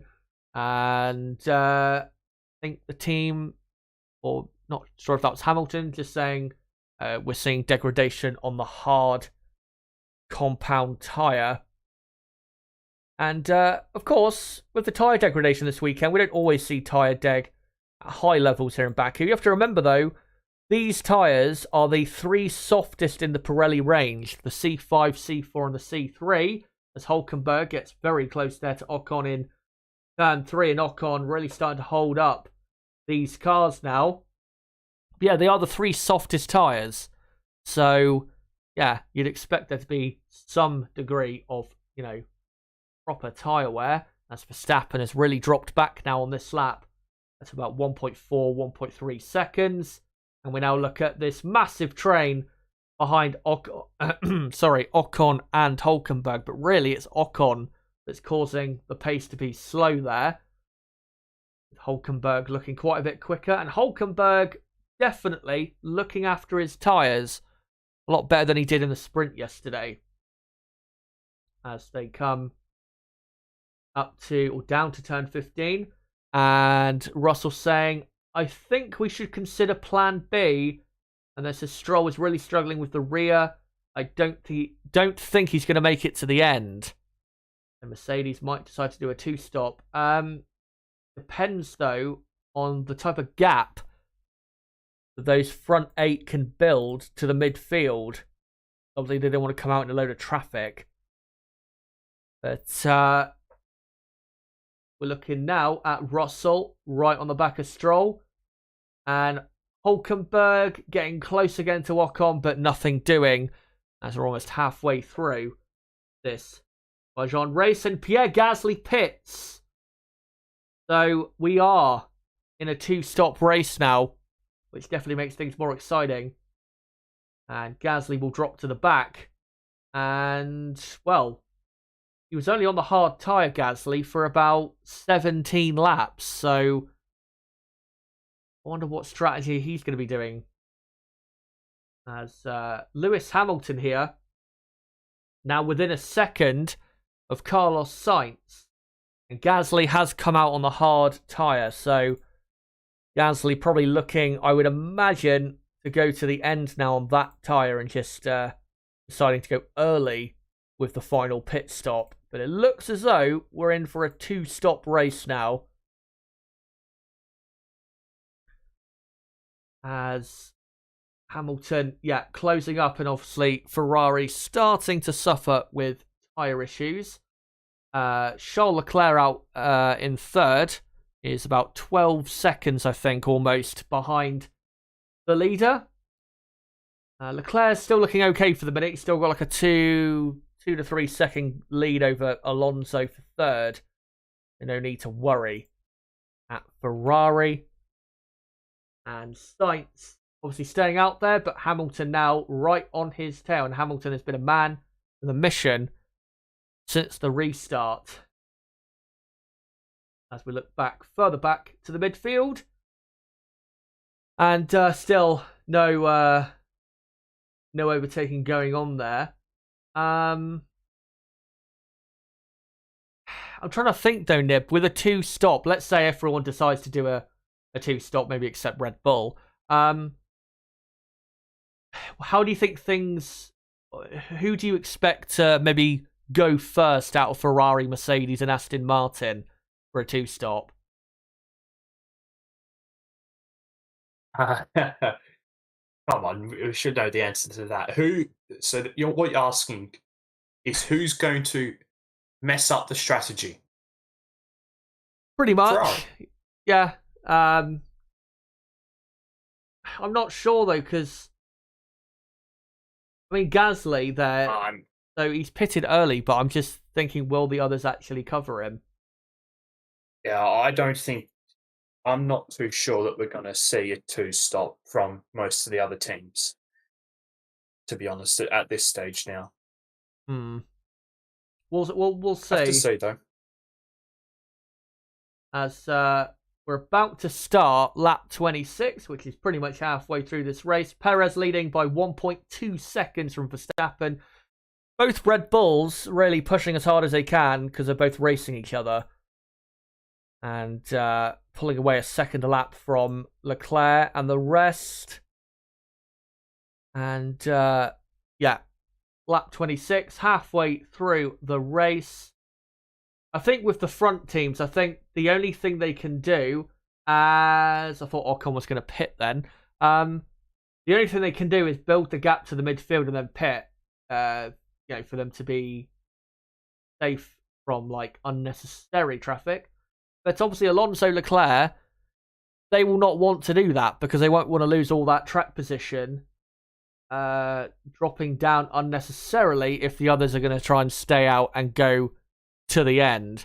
But yeah, we'll see how things play out. But tyre wear definitely seems to be quite an issue. Of course, remember this tyre they're on, the hard, is the C3 compound. Normally, the C3 will be the soft or the medium at most races. So it's it's not going to be easy getting to the end of this race with still another 25 laps to go.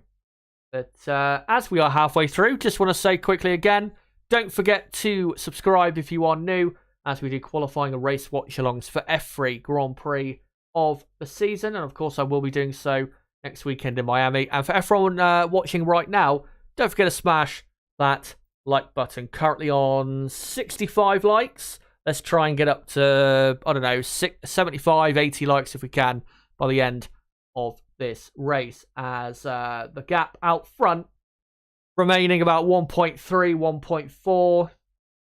Leclerc about 2.4 clear of Alonso. Hamilton no longer within a second of Sainz. Maybe trying to look after the tyres a bit more now. But yeah. It's settled down for now, but I think it might spice up later on. Yeah, Gasly, I have to say, is going very quickly at the back of the field now compared to the other midfield runners. He was, I think 2 or 3 laps ago, 13 odd seconds behind Bottas. He's now just, I think 9.5 behind. So the fresh hards are really working well, but it's whether the other teams decide to react. Gasly will probably be hoping they don't react, so he can be super quick at the end. But if all the other midfield teams do react, obviously Ocon and Hülkenberg have to pit still. But if McLaren decide to react and Williams and that, then Gasly will be a sitting duck at the end, as Hülkenberg says, I hit the wall at turn 15, check the front right pressures, and they tell him it's okay. As grip doesn't seem to be that great out on the track, as Russell Not too far behind Stroll. That's something that I used to do on the F1 game quite a lot. What Hulkenberg did, just clipping the wall on the entry to 15, just a little bit too focused on the apex of actual 15, hitting that outside wall. But yeah, all seems fine with Nico Hulkenberg. As Ocon now 9.5 seconds behind Russell. And yeah, talking about 2 stops as we're on now lap 28. And Leclerc is about 15 seconds off the lead now. Yeah, with Charles Leclerc, he is... he's about 18, 19 seconds, Leclerc, ahead of Ocon. So in a couple laps, Leclerc will probably be a pit stop ahead. Or he's pretty much about now, I would say, pit stop ahead of Ocon. So if Ferrari do want to commit to a 2-stop, I'm not saying they will or they should, if they do, then they've got that gap pretty much now to the midfield to be able to go for that. Obviously, Ocon and Hulkenberg holding up the pack is really helping. And Ferrari asking, what do you think about plan A or plan C? Are you still happy with plan A? And I didn't quite see his response there, but Well, I'll certainly let you know.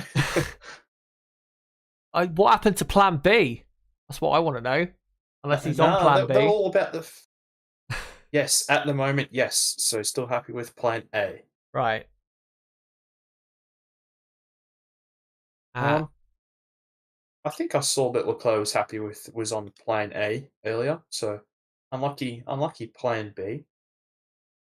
Yeah, Leclerc improving his pace now again. He's pulled over 2 seconds ahead of Alonso as we're on lap 29. Really, I mean, if we do get a load of cars pitting for a second stop, we'll really need to get to that point because this race really has just become a bit of a procession now.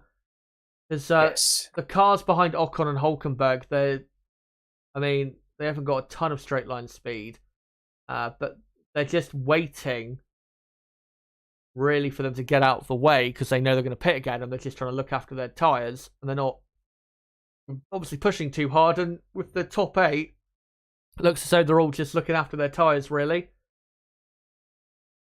And just something to notice, Max just has dropped back a little bit from Perez, now 2.3 seconds. Yeah, not sure if he must have made a mistake somewhere or something, because that's quite a lot of time, because they've been pretty similar on pace throughout the entire race so far. As Lando Norris, too far behind Hulkenberg. Norris, though, I mean, if everyone doesn't pit again, Norris is heading for 9th, which is a great result for McLaren, considering, obviously, where they are now, and obviously the top 4 teams securing the first 8 positions. And Tsunoda, somehow, in the worst car on the grid, would be getting the point.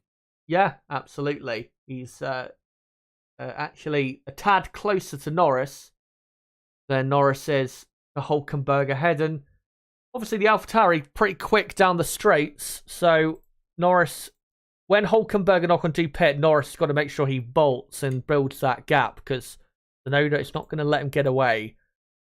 So we're at lap 30 now. And Perez, 2.3 clear of Verstappen. And Leclerc, about 15.5 seconds behind Perez. And Leclerc about 2 seconds clear of Alonso. Carlos Sainz about 7 seconds behind Alonso. So Leclerc in another race, really. And Carlos about 1.5 clear of Hamilton, who is 1.5 clear of Stroll, who's 1 second clear of Russell. And Verstappen, well, I don't think there's really anything he can do, because Perez has got good pace this weekend. It's not like he's being told to just manage the car to the end to secure the 1-2. Perez is genuinely quick. But Perez has definitely had the luck so far out of that little battle there. Obviously, Verstappen has been definitely quite a bit quicker than Perez so far this season, but obviously in Saudi Arabia, Perez got the win really because Verstappen had his issue. And then here, Perez going on at the minute with 20 laps to go to probably secure the win because of the safety car coming out at the right time. So Verstappen not the luckiest so far this season, as they're about to begin lap 31, and Perez has actually, I think, increased his lead by a tenth or two over Verstappen. And really, I think Red Bull will just want the drivers to just bring it home and secure the third 1-2 of 2023 out of the first 4 races. And speaking of gaps, as Perez actually set the fastest lap of the Grand Prix on that previous lap, so shows you that the Red Bull's certainly having no issue on the hard tyre. But Alonso is getting a bit closer to Leclerc. Yeah, it's now 1.1 seconds.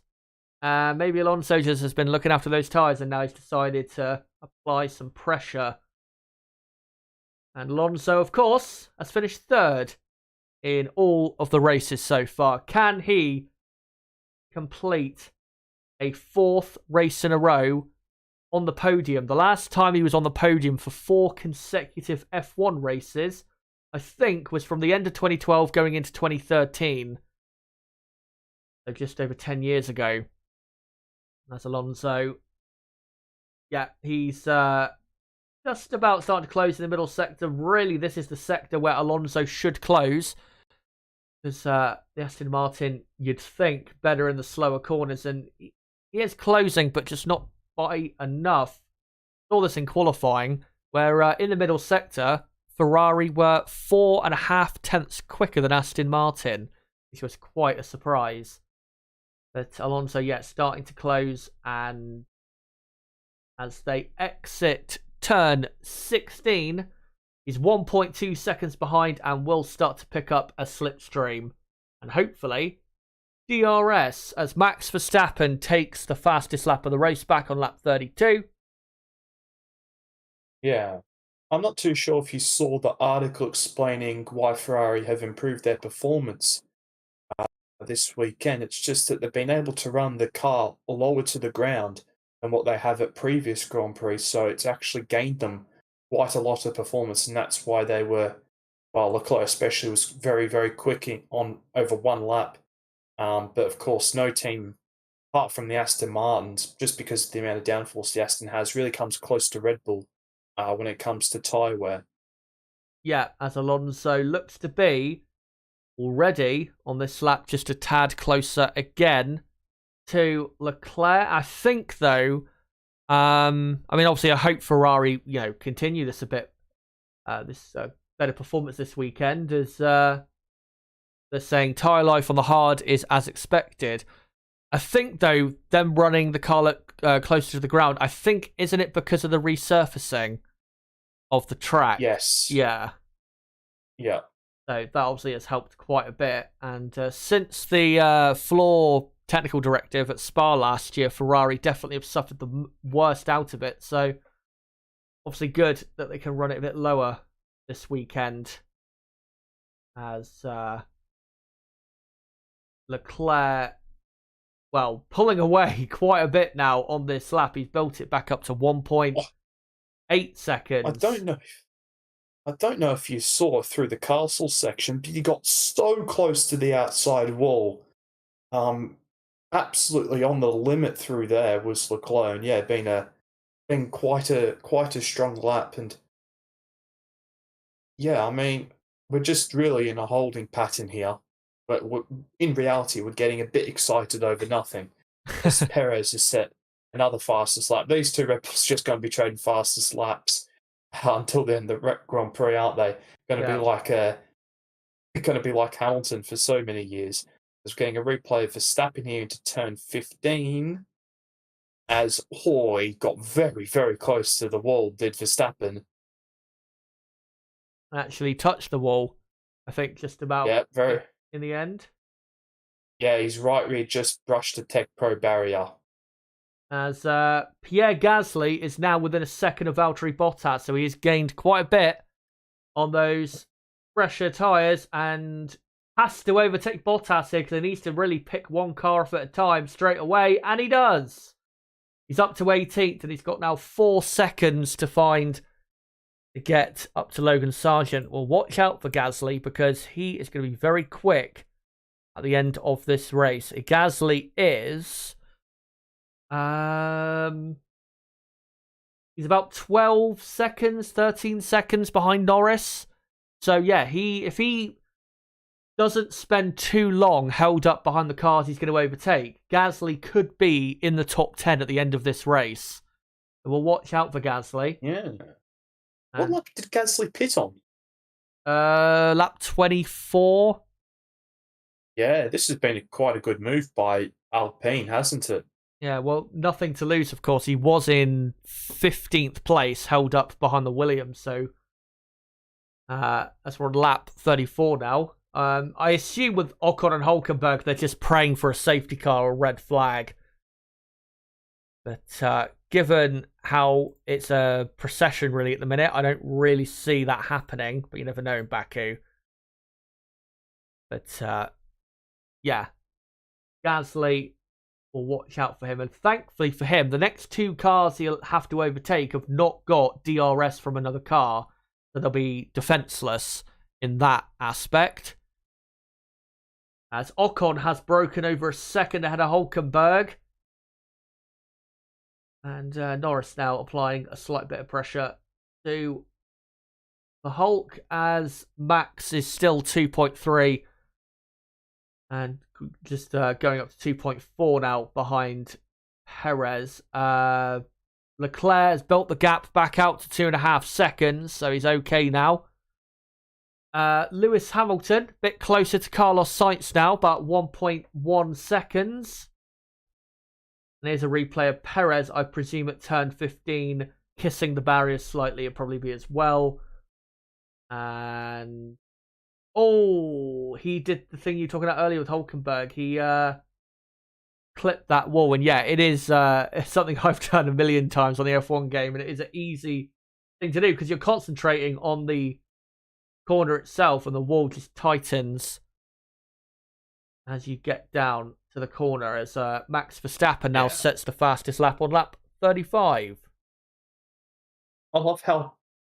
oh, okay, so I thought that Perez had asked what happened at turn 15, but it was his race engineer, but certainly wasn't as hefty contact as what Hulkenberg had. No, it was not as bad as Hamilton, still 1.2 behind Sainz.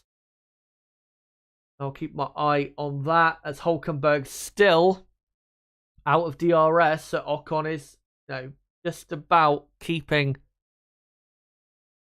his nose in front. The McLaren, though, is way too slow in a straight line to overtake anything. And teams saying to Sainz, we are happy with the tyre life until the end. So they are going to the end, and I presume everyone will be going to the end of the race. And here is Alex Albon with a Haas driver hot on his tail.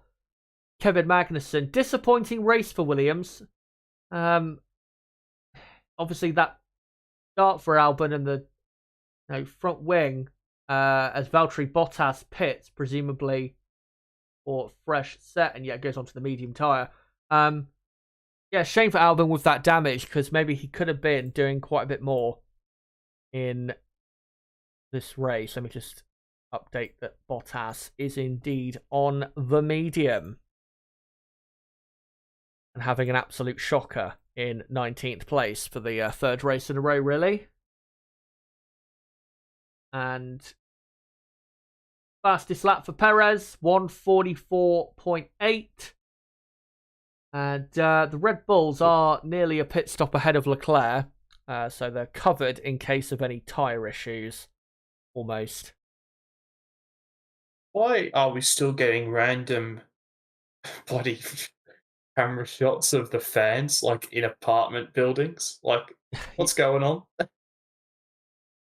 yeah, it's annoying, very annoying. Well, just the random shots of the fans. Do you remember at Silverstone that time where Hamilton and Oh, Bottas were battling, and then I think you'll be able to find it probably was, back on that it was stream. out of Luffield. Yeah, they were Yeah, it was out of Luffield, I remember. They were side by side, and they showed a fan. I remember on the stream, you can go back and see it on the stream. It was 2019 British Grand Prix, and you just shouted like, "I'll stop showing the crowd" in the background. I think it was Jeddah in 21 as well, where it was really bad. Yeah, there's been other races where it's been too much. You remember that race as well in Abu Dhabi where they showed Will Smith about 100 times? That was 2019 Yeah, as well. do. Oh god. I do. As Hamilton now within a second of Carlos Sainz. He's 9/10 behind. At the minute, Aston Martin are heading for a better result than Mercedes, but this would be vital for them to just keep Aston Martin within reach. That's on lap 37, 15 full laps to go. Perez, heading for victory, I think, at this point. As Hamilton certainly applying the pressure now, as Alonso, by the way, now over 3 seconds behind Leclerc. So clearly Leclerc has got that podium nailed down, unless there's an issue. Hamilton, really closing on Sainz, and Carlos, we know, has had a very bad weekend. He's been saying that this weekend is damage limitation because he's had no confidence, really. And it's just been very poor. So Hamilton got a good chance here, and he closes quite a bit. Turn 3, and that Mercedes really picking up some speed with the DRS open. And all about, really, whether Lewis can get a good exit from turn 16 to then maybe overtake into turn 1 as Joe pits for Alfa Romeo. Presumably he'll go for a set of mediums as well. Alfa Romeo having, after a good first race, a very poor season it's now turning into for them. Joe is actually out of the race. For the second year in a row, he retires from the Azerbaijan Grand Prix.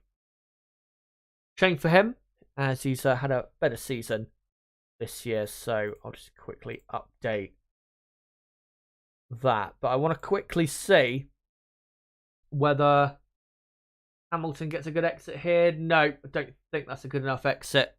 It's not close enough to really be overtaking Sainz. Let me just update that, Bottas on the medium and his teammate, Zhou Guan Yu, out of the race.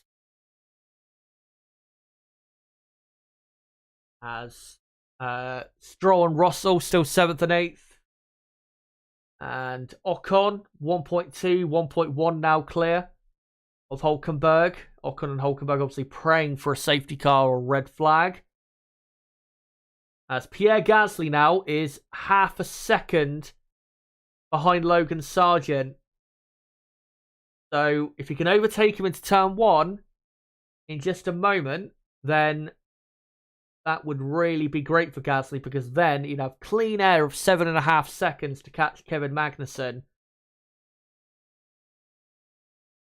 And Gasly has not made the move, unfortunately. Obviously, the Williams incredibly quick down the straights. And Mercedes there, looking like they get ready for a pit stop, possibly. As Hamilton still right on the tail of Sainz, dropping a bit further back though. As Sergio Perez now 3.5 seconds clear of Verstappen, so Perez has got this win really secured and has the fastest lap. Of course, Perez will bring the gap down to 6 points, I think, or 5 points, something like that.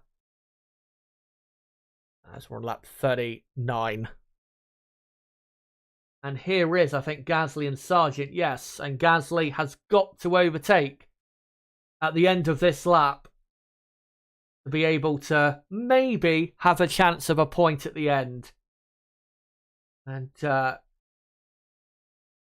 into turn 15, obviously the Alpine has much superior grip to the Williams, but can get a good enough exit to negate the Williams' straight line speed. And note, that was not a good exit. Maybe he'll still get a good run through the kinks of 18 and 19, but yeah, that was not a good exit whatsoever.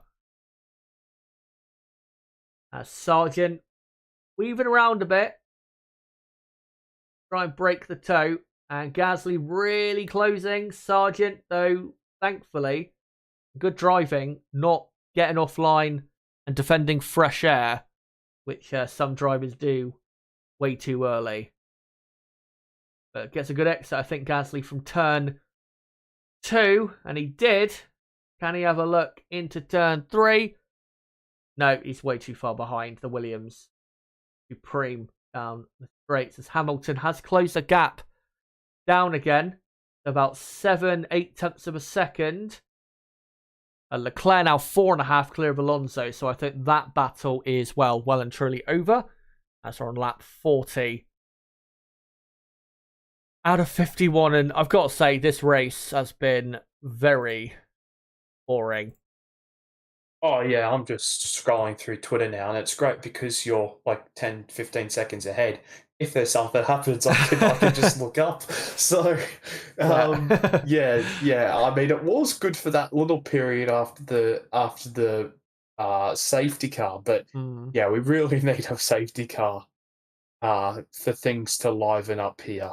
As soon as you say that, Hamilton is now 4 tenths behind Sainz.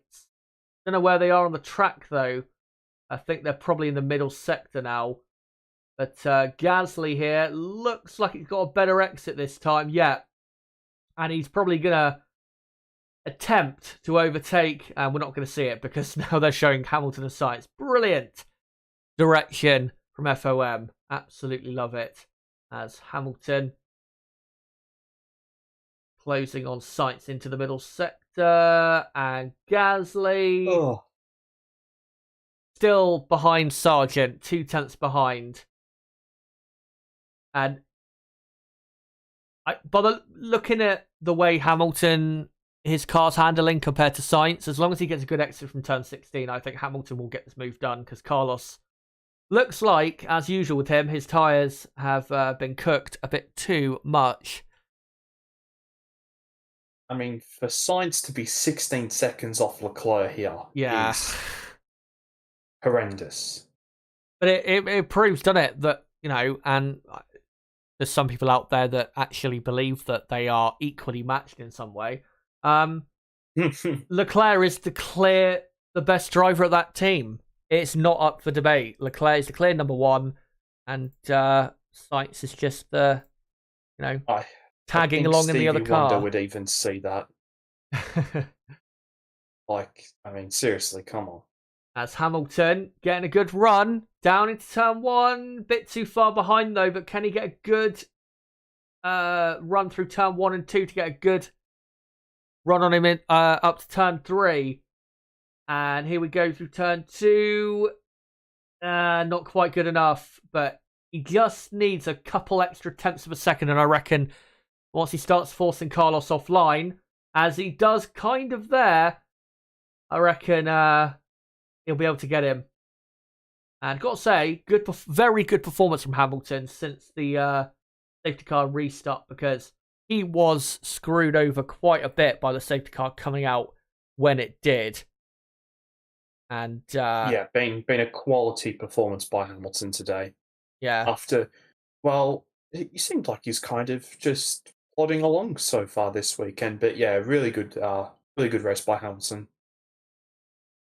And doing obviously very well, considering that Mercedes have been very slow this weekend. Compared obviously to what we saw in Melbourne, completely different type of corners there, of course, which helped them. Oh, I've got to say just quickly before we get this battle underway, I appreciate you saying Melbourne correctly so much. Every time I hear you say Melbourne, I'm like, thank you for saying it correctly. What's the other way that it's said again? Is it Melbourne? Well, yeah, Melbourne, but no, it's Melbourne. Like, yeah, Melbourne. Yeah. Yeah. No problem. Hamilton's dropped a bit too far back. He's had a poor exit. Come on, we want some action. As he closes down to turn 1, and yeah, just 3-4 tenths behind into turn 1, but yeah, just needs to be, as they come out of turn 18, about, I don't know, 6-7 tenths behind, and he might be able to force Sainz to go offline. Got a good run though on the exit of turn 2, and Sainz kind of has to move offline just to kind of protect his position there. Stroll and Russell, though, behind are starting to join that battle, as Pierre Gasly still behind Logan Sargent. So Gasly, his chance of a points finish is over because he's, well, stuck behind the Williams. And I've got to say, Sargent, I mean, you may think 16th place, not a great race, but Albon's not doing too much better in 14th, even though, yes, Albon does have damage. The Williams just haven't performed well today, as Verstappen getting very close to the wall on the exit. Oh, I thought you were going to say very close to Perez. I thought you were going to like you're taking the piss. But no, you weren't. Those are the only highlights, unfortunately, with the Red Bulls, is them getting close to the wall. As still 3.2 seconds as they're now starting. Well, they're just lapping Valtteri Bottas, the pair of them. And yeah, lap 43 it is out of 51. It's time to start a discussion on Valtteri Bottas. Yeah? What about him being dropped from the grid? Yeah. And I love Valtteri. Like, I mean, he's come out as an Australian. It's fantastic. Yeah, he's a very funny guy, quite clearly. But, he claimed for all these years that he'd like a little bit more security with his drive, and that would make him perform better. And it's just not the case, is it? No. I mean, I'll give him, obviously, more races. But, yeah, he needs to improve quite a bit on what he's doing at the minute. I mean, what's annoying about today is, he had a pretty decent weekend up until the race. He was, 13th on the grid, which, realistically, in the Alfa Romeo is the best he could probably do at this current time. As Gasly passes Logan Sargent for 16th place. Sargent, though, no, Sargent's dropped back, so Gasly is fully up to 16th now. He had a good weekend up until the race, and then just had that really bad start, and then after that has done nothing. So, obviously, if Alfa Romeo improved their car, would help his results, but compared to Zhou, he needs to stamp his authority, because he definitely has more talent, I think, than Zhou. As Gasly, good move there around the outside into turn 1. Lap 44 we're on now, and Hamilton still, I think, as Charles Leclerc does the fastest lap of the race, a 1:44.7, I think that was. Hamilton, yes, still just a bit too far behind as they come into turn 1. Lewis asking, have you got any more power to give me at some stage? And they say, we'll have a look. Hopefully, there is more power they can find. Because he just needs an extra 2 or 3 tenths of a second, and I reckon he'll have him. Yeah, Leclerc fastest lap.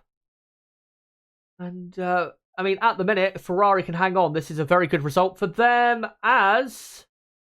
why did the positions move around then? I think there might have been a timing order malfunction or something. It looked like Norris had overtaken Hulkenberg or something, but he didn't. As Ocon and Hulkenberg still have not pitted. Obviously, they're going to wait to the very end. They're not heading for any points as long as the safety car or red flag doesn't come out. As Russell is about a second behind Stroll now, so starting to close that gap. And Alonso is closing in on Leclerc, but I think too late for Alonso to put up a fight for the final podium position. On now lap 45.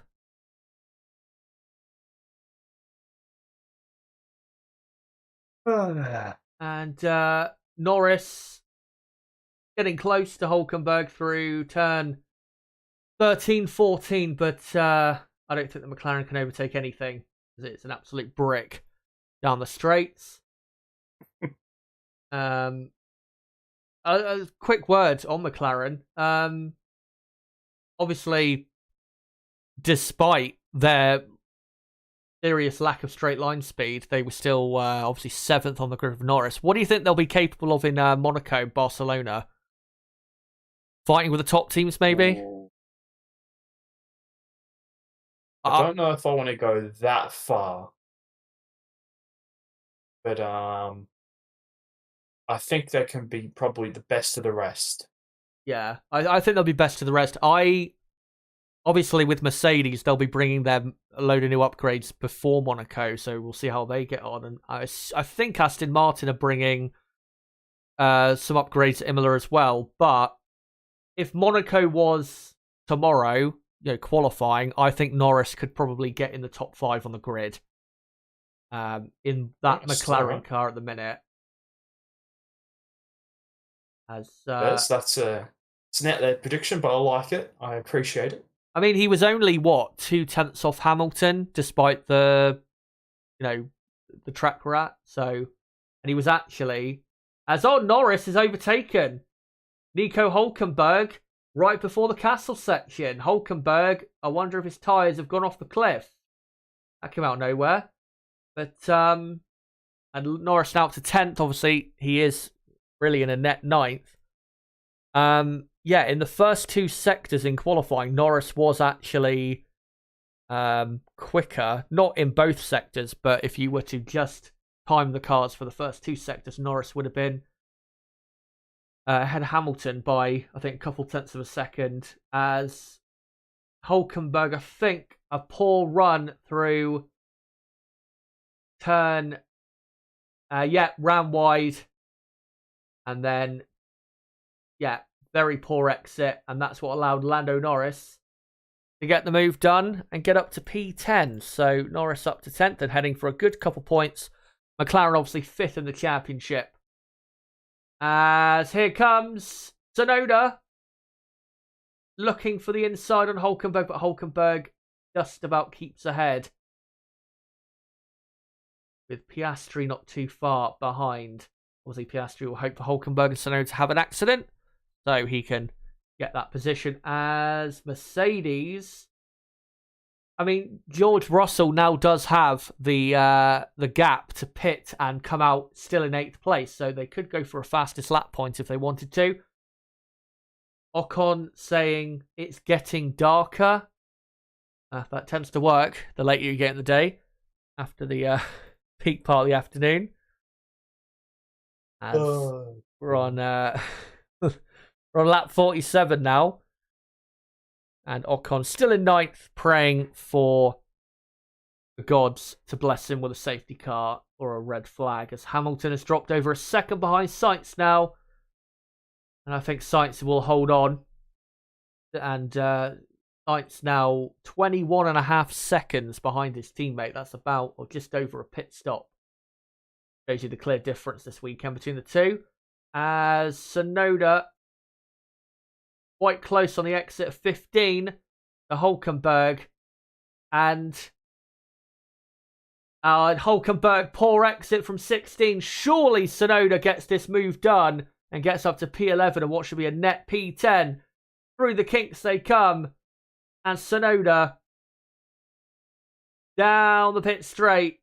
Will Hulkenberg pit? No, he does not. And Yuki Tsunoda up to P11. Brilliant weekend from him. Absolute chaotic weekend, obviously, from him. He's been either in the wall or shining for his team. And he's up to P11 and absolutely deserves to finish in the points, given how quick he's been this weekend and how amazing he's been really this season. As the next man to pass Hülkenberg is Piastri. As Hamilton's still over a second behind the Spaniard.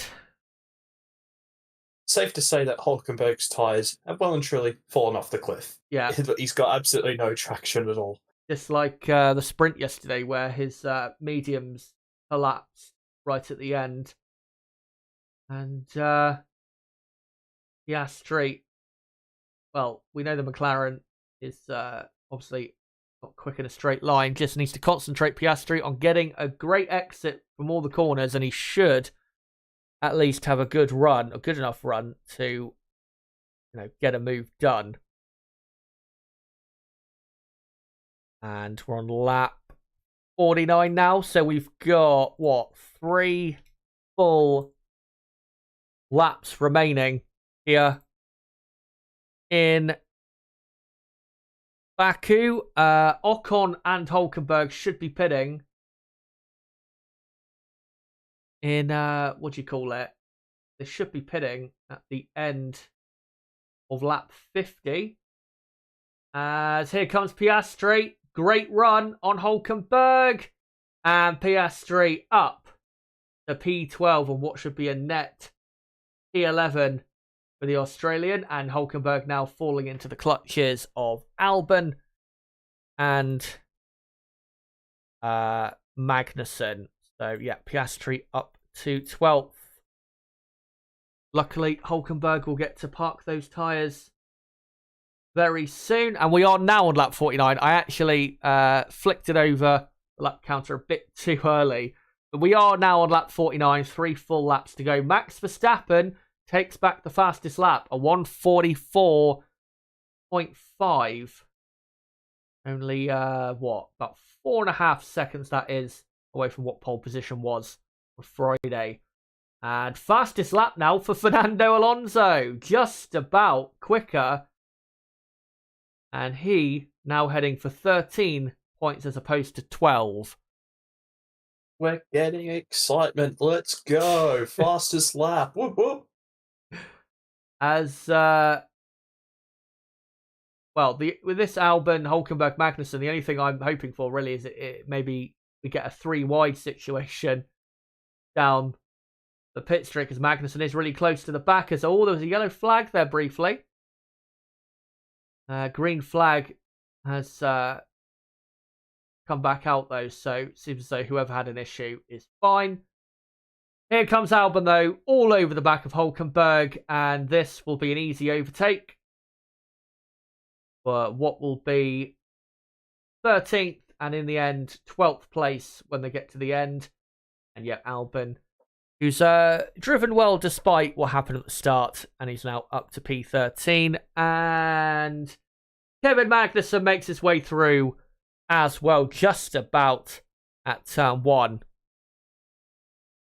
He's up to 14th. And end of lap 50, Hülkenberg and Ocon obviously will have to pit, and that's what happened. Russell just way too deep into the corner, went wide, and had to rejoin on the exit, and thankfully didn't go anywhere near the barriers.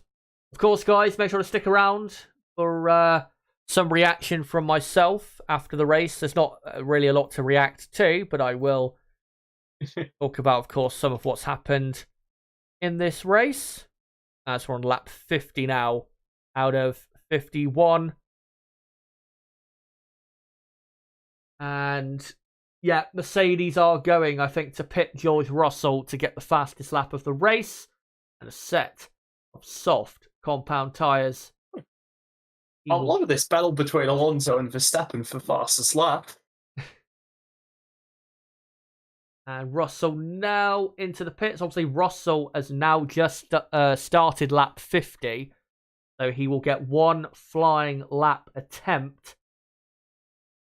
And, slow pit stop. Left front didn't quite go on, but he's all good now. So Russell is on the soft. And let me just update that. Yeah, Russell on the soft. And yeah, Ocon and Hülkenberg should be coming in about, 90 seconds from now, I would say. At the earliest for there, as Hülkenberg is actually pitting at the end of lap 49 for him. As here comes Sergio Perez, as Leclerc saying wind is getting gustier, and Haas pitting Hülkenberg for softs. Perez begins the final lap of the Azerbaijan Grand Prix. Nib, a quick word about our, going to be race winner Perez. Got lucky, of course, but he's had great pace ever since then to win this race. Yeah, I mean, it's been a great performance by Perez. Once, he kind of fell into his lap, he's done a fantastic job to keep Verstappen at bay. As, some people would think that Verstappen would just fly past Perez. And, I mean, Perez really is fantastic on these street circuits. It's become very evident at Red Bull just how fantastic he is on these street circuits, and I think I'm going to predict him to win at every single street circuit, I think, for the rest of the season, to be honest now. Well, that's certainly a prediction. Obviously, Monaco, not too far away. He'd love to get a second consecutive win around there. And also, next weekend we are racing, of course, in Miami, as Sergio Perez down to turn 15. And yeah, loves this circuit. This is probably the best track as Ocon. Look at that. That is just absolute stupidity. Ocon coming into pit and there's loads of people there. Photographers waiting for the podium people. Honestly, this sport is run so fucking shit. Anyway, Perez, here he comes onto the pit straight to win the Azerbaijan Grand Prix for the second time in the last 3 years. Max Verstappen finishes in second and gets the fastest lap. For now, we'll see what George Russell can do. As here comes Leclerc, only a second ahead of Alonso. Alonso's really put on a big fight towards the end to try and get that podium. But it is Leclerc who holds on for Ferrari's first podium of the year. And Alonso finishes fourth with Sainz just ahead of Hamilton, but he will come home in fifth place. And Ocon, let me just drop him down the order for a second. There you go. Sainz fifth, Hamilton sixth. And then it will be Stroll in seventh. And I presume Russell will get the fastest lap of the race. And then it will be Lando Norris in ninth. Yuki Tsunoda in 10th. Brilliant from Tsunoda this weekend. Piastri will then be 11th. With Albon 12th. Magnussen 13th. Gasly 14th. Ocon 15th. Sargent 16th. Hülkenberg 17th. Bottas 18th. As Russell does not get the fastest lap. Oh, no, he does. A 1:43.3. They showed it a bit late there. He does get the fastest lap, a 1:43.3. I'd say it'd be quite surprising if he didn't. Yeah. And then, yeah, your only retirements, Zhou Guanyu and Nick De Vries. So there you go. That is the Azerbaijan Grand Prix. Whoa. Whoa. Who's that? Who's Nick De Vries? Some driver that occasionally is seen out there crashing into walls. As there you go. I'll just put their race over. Right. Well, So, what the fuck was that? well, it was Seriously. pretty shit is what it That was. could have been. No. I'm not. We're lucky people weren't seriously injured. Just Yeah. Yeah. Well, that's a disgrace. Like, that's going to be a big talking point all week. Like, Jesus Christ, what is going on? the same thing happened, didn't it, with Albon last year in Australia? where there were fans in the pits when he pitted. Remember the last lap? There were fans in the pit lane. No, I honestly don't remember that. Yeah, it happened with Albon because he did obviously that long strategy that race, and he pitted on the last lap, and then there was already fans in the pit lane.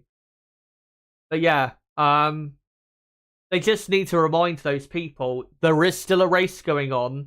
You know, please wait until all the cars on track have passed the pits for the last time to complete the race. Because yeah, and it's not that hard to direct people. Exactly.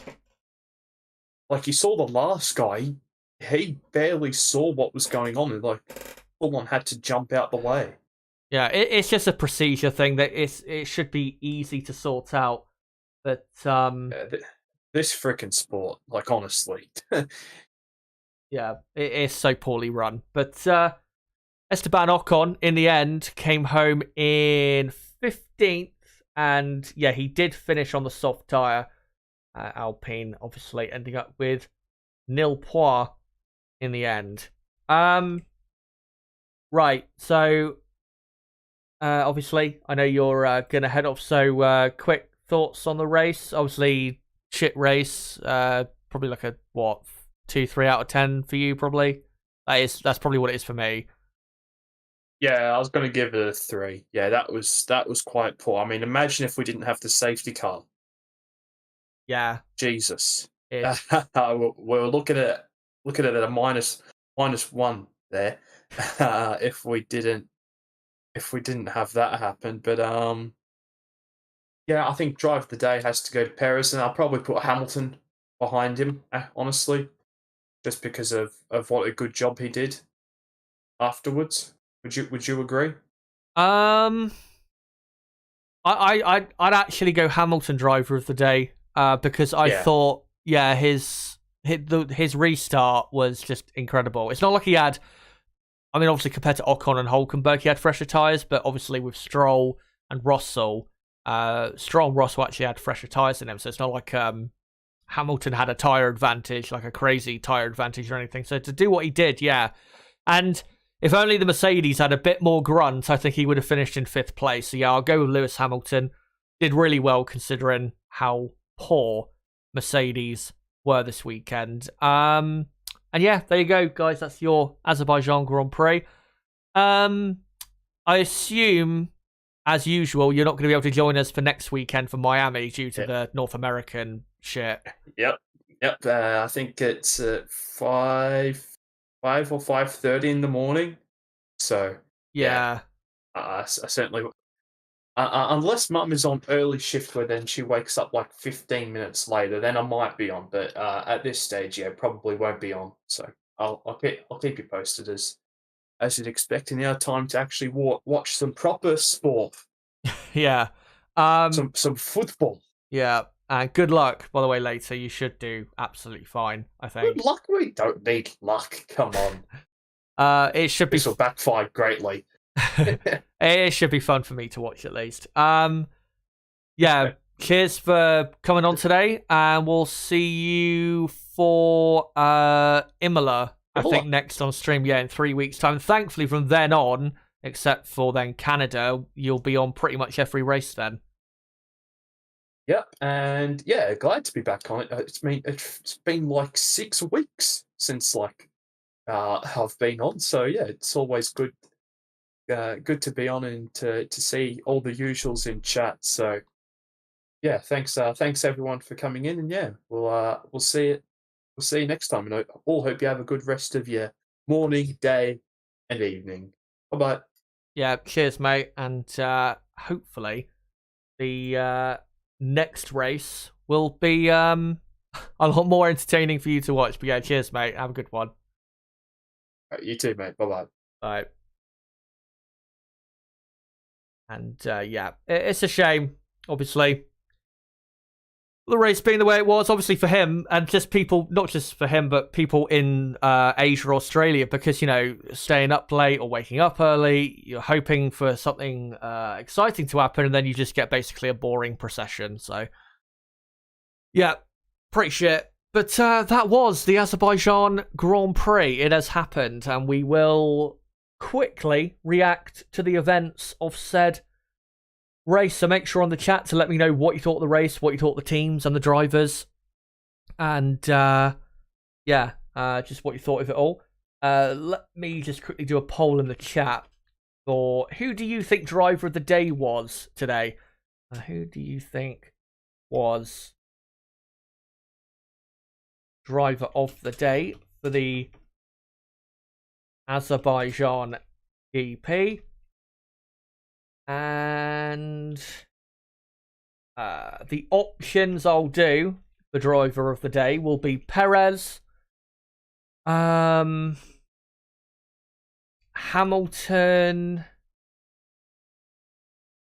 Alonso, and who else can I go? I have no idea. I'll go Tsunoda as well. Yeah, there you go. Those are the options.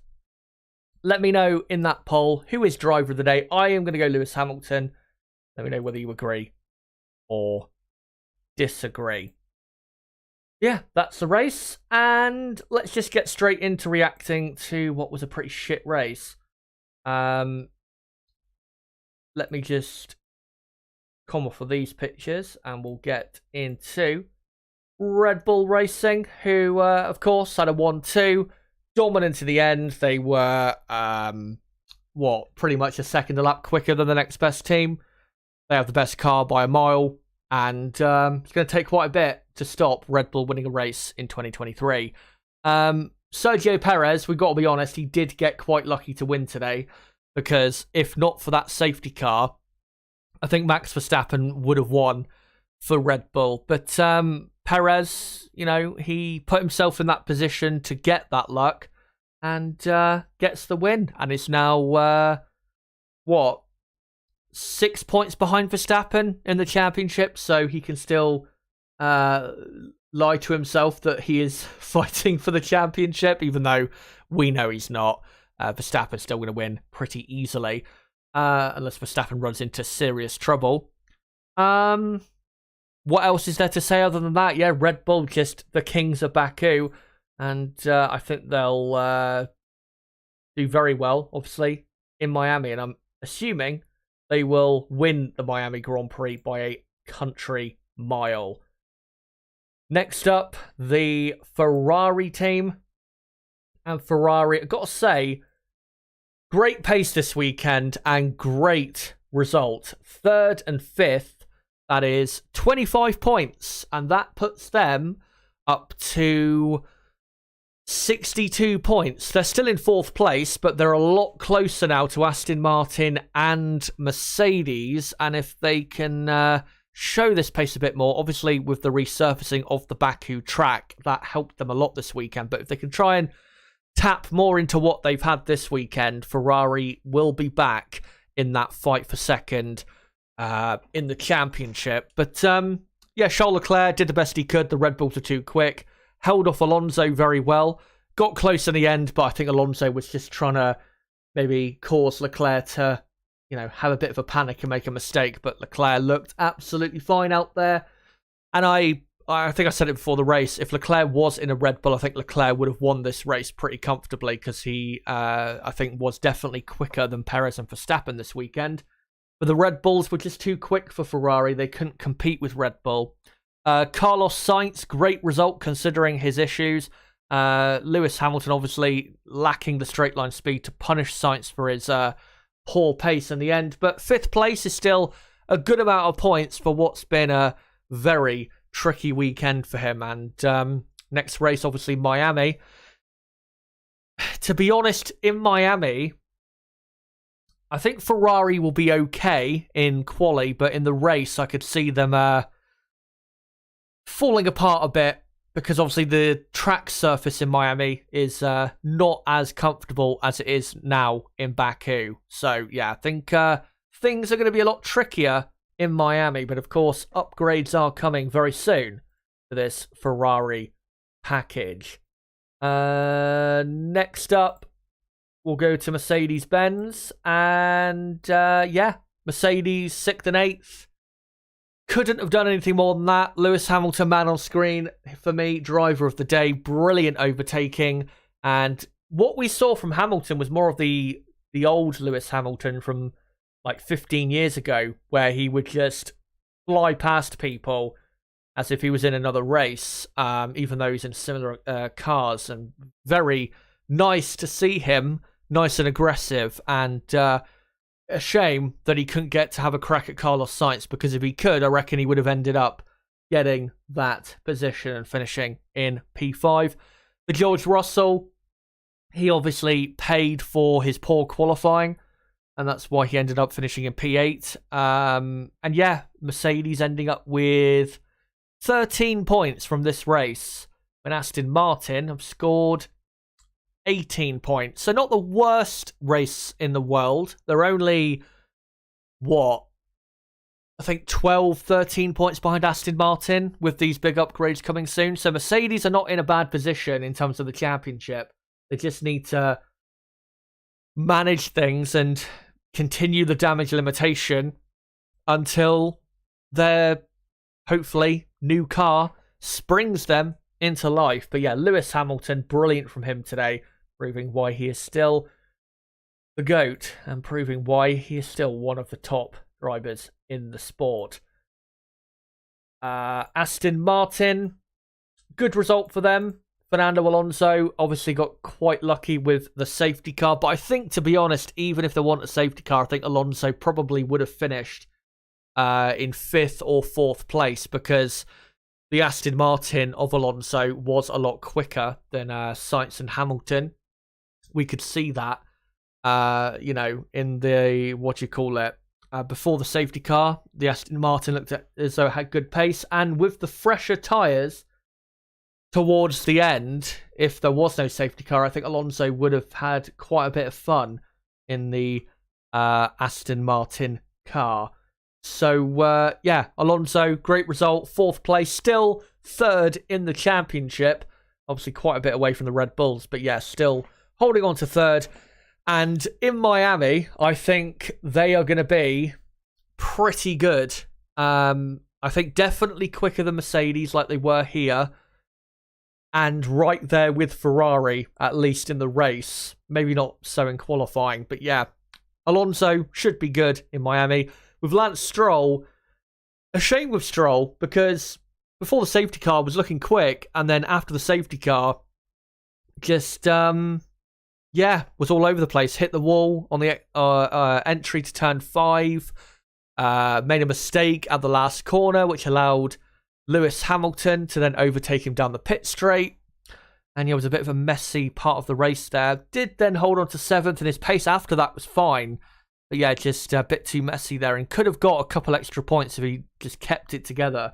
But unfortunately, he could not do so. But yeah, Aston Martin still 2nd in the championship. I just need to make sure in Miami they can show a bit more pace and score a bit more points than what they did this weekend, which was an okay weekend given, I think, the potential of their car. And now we will whiz through the midfield. Alpine, not much to say. 14th and 15th. Alpine did the best they could with Gasly with a strategy, but Gasly just couldn't.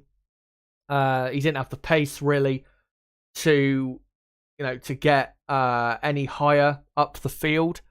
And with Esteban Ocon, obviously, the safety car ruined his strategy. Would have been very interesting to see how he would have done without that safety car. But 15th place. Very lucky. Nobody was killed when he entered the pits. But 14th and 15th, very poor. And McLaren have now pulled the gap over them to 6 points, which is, considering that the top 8 positions really now in Formula 1 for the moment are secured by the big 4 teams.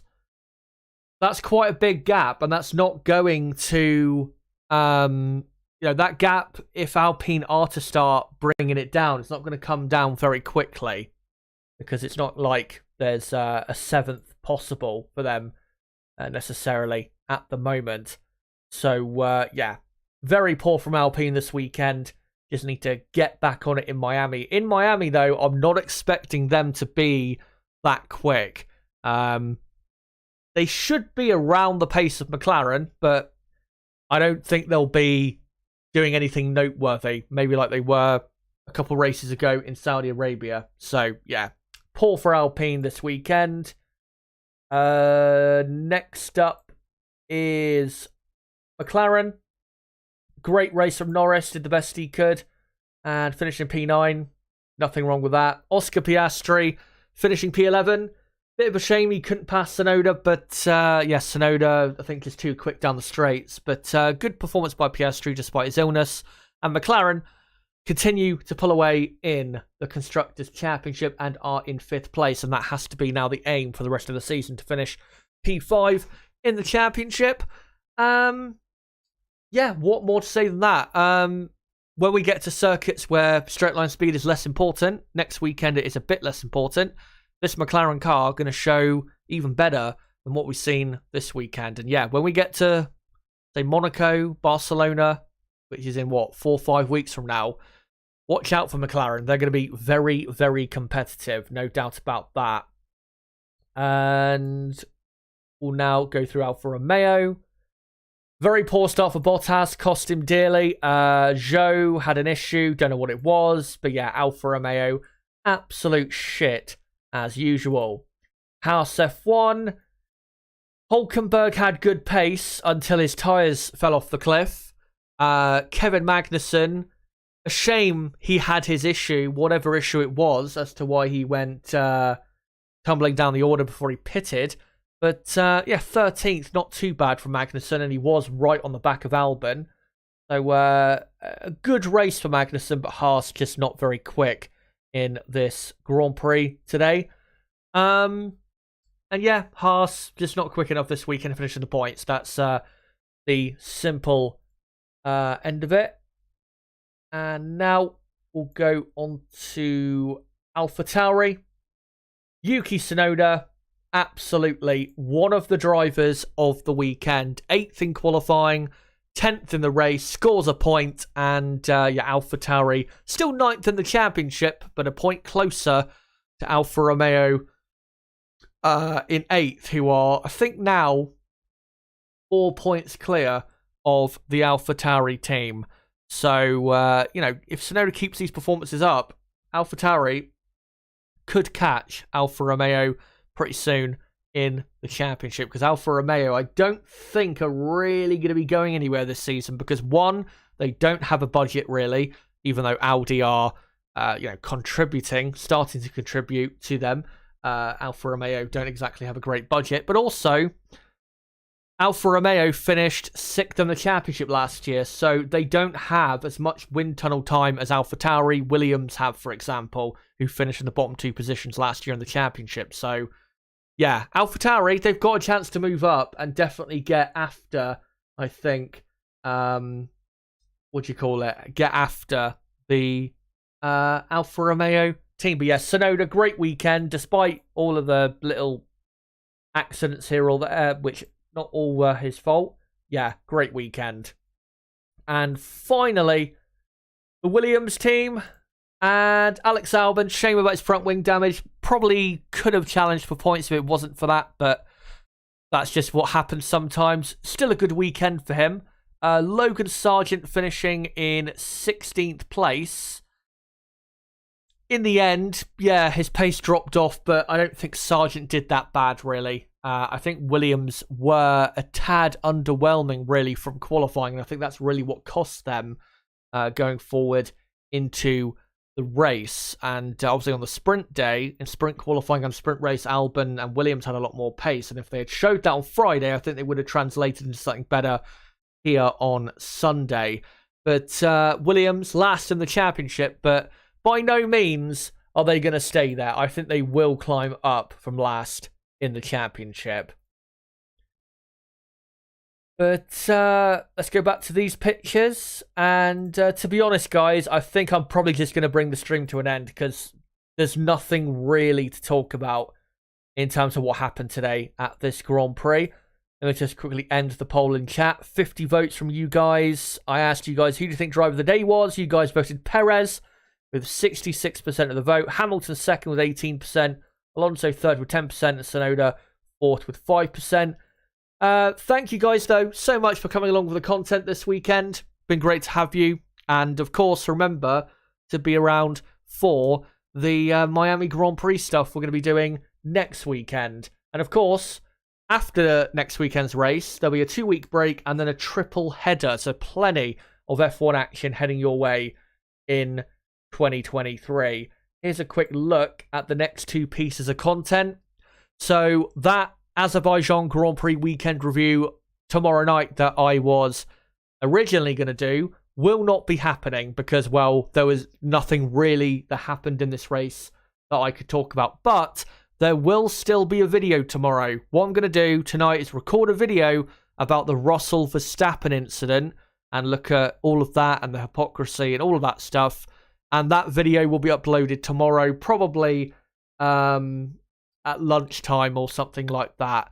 And yeah, that video will be out for you guys to watch. So the next time I will be live on the channel will be on Thursday the 4th of May at 8 p.m. UK time for the full weekend preview for the 2023 Miami Grand Prix. Obviously, for the exact times of the rest of the streams for the Miami Grand Prix, I will get into that on Thursday. I'll post on my community tab and in my Discord what the schedule is in terms of timings and when I'll be going live and that. But the plan is I'm going to be doing a practice 1 and practice 2 watch along on Friday, and then on Saturday I'm going to do a qualifying preview for 2 hours building up to qualifying, then do a qualifying watch along, and then on the Sunday, of course, the usual race preview starting 2 hours before the race, then the race watch along, and then of course on the Monday, if there is anything to talk about, I'll do a stream on Monday the 8th of May it'll be for covering some further topics. But there you go, guys, that is your Azerbaijan Grand Prix weekend. Thank you guys so much for coming along.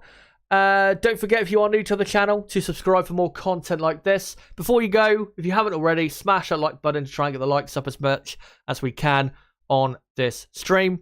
And as well, don't forget to follow me on Twitter at ChazHD5 to keep up with content on this channel. And don't forget as well to what's the last thing? Follow me on not follow me on Discord. Join my Discord server, link below in the description if you want to join our growing community. But guys, thank you so much for today and for this weekend. And until my video tomorrow covering the Verstappen-Russell stuff, and until the Miami Grand Prix of 2023, the second edition of the race in Vice. Until then, guys, it has been me, ChazHD. Goodbye.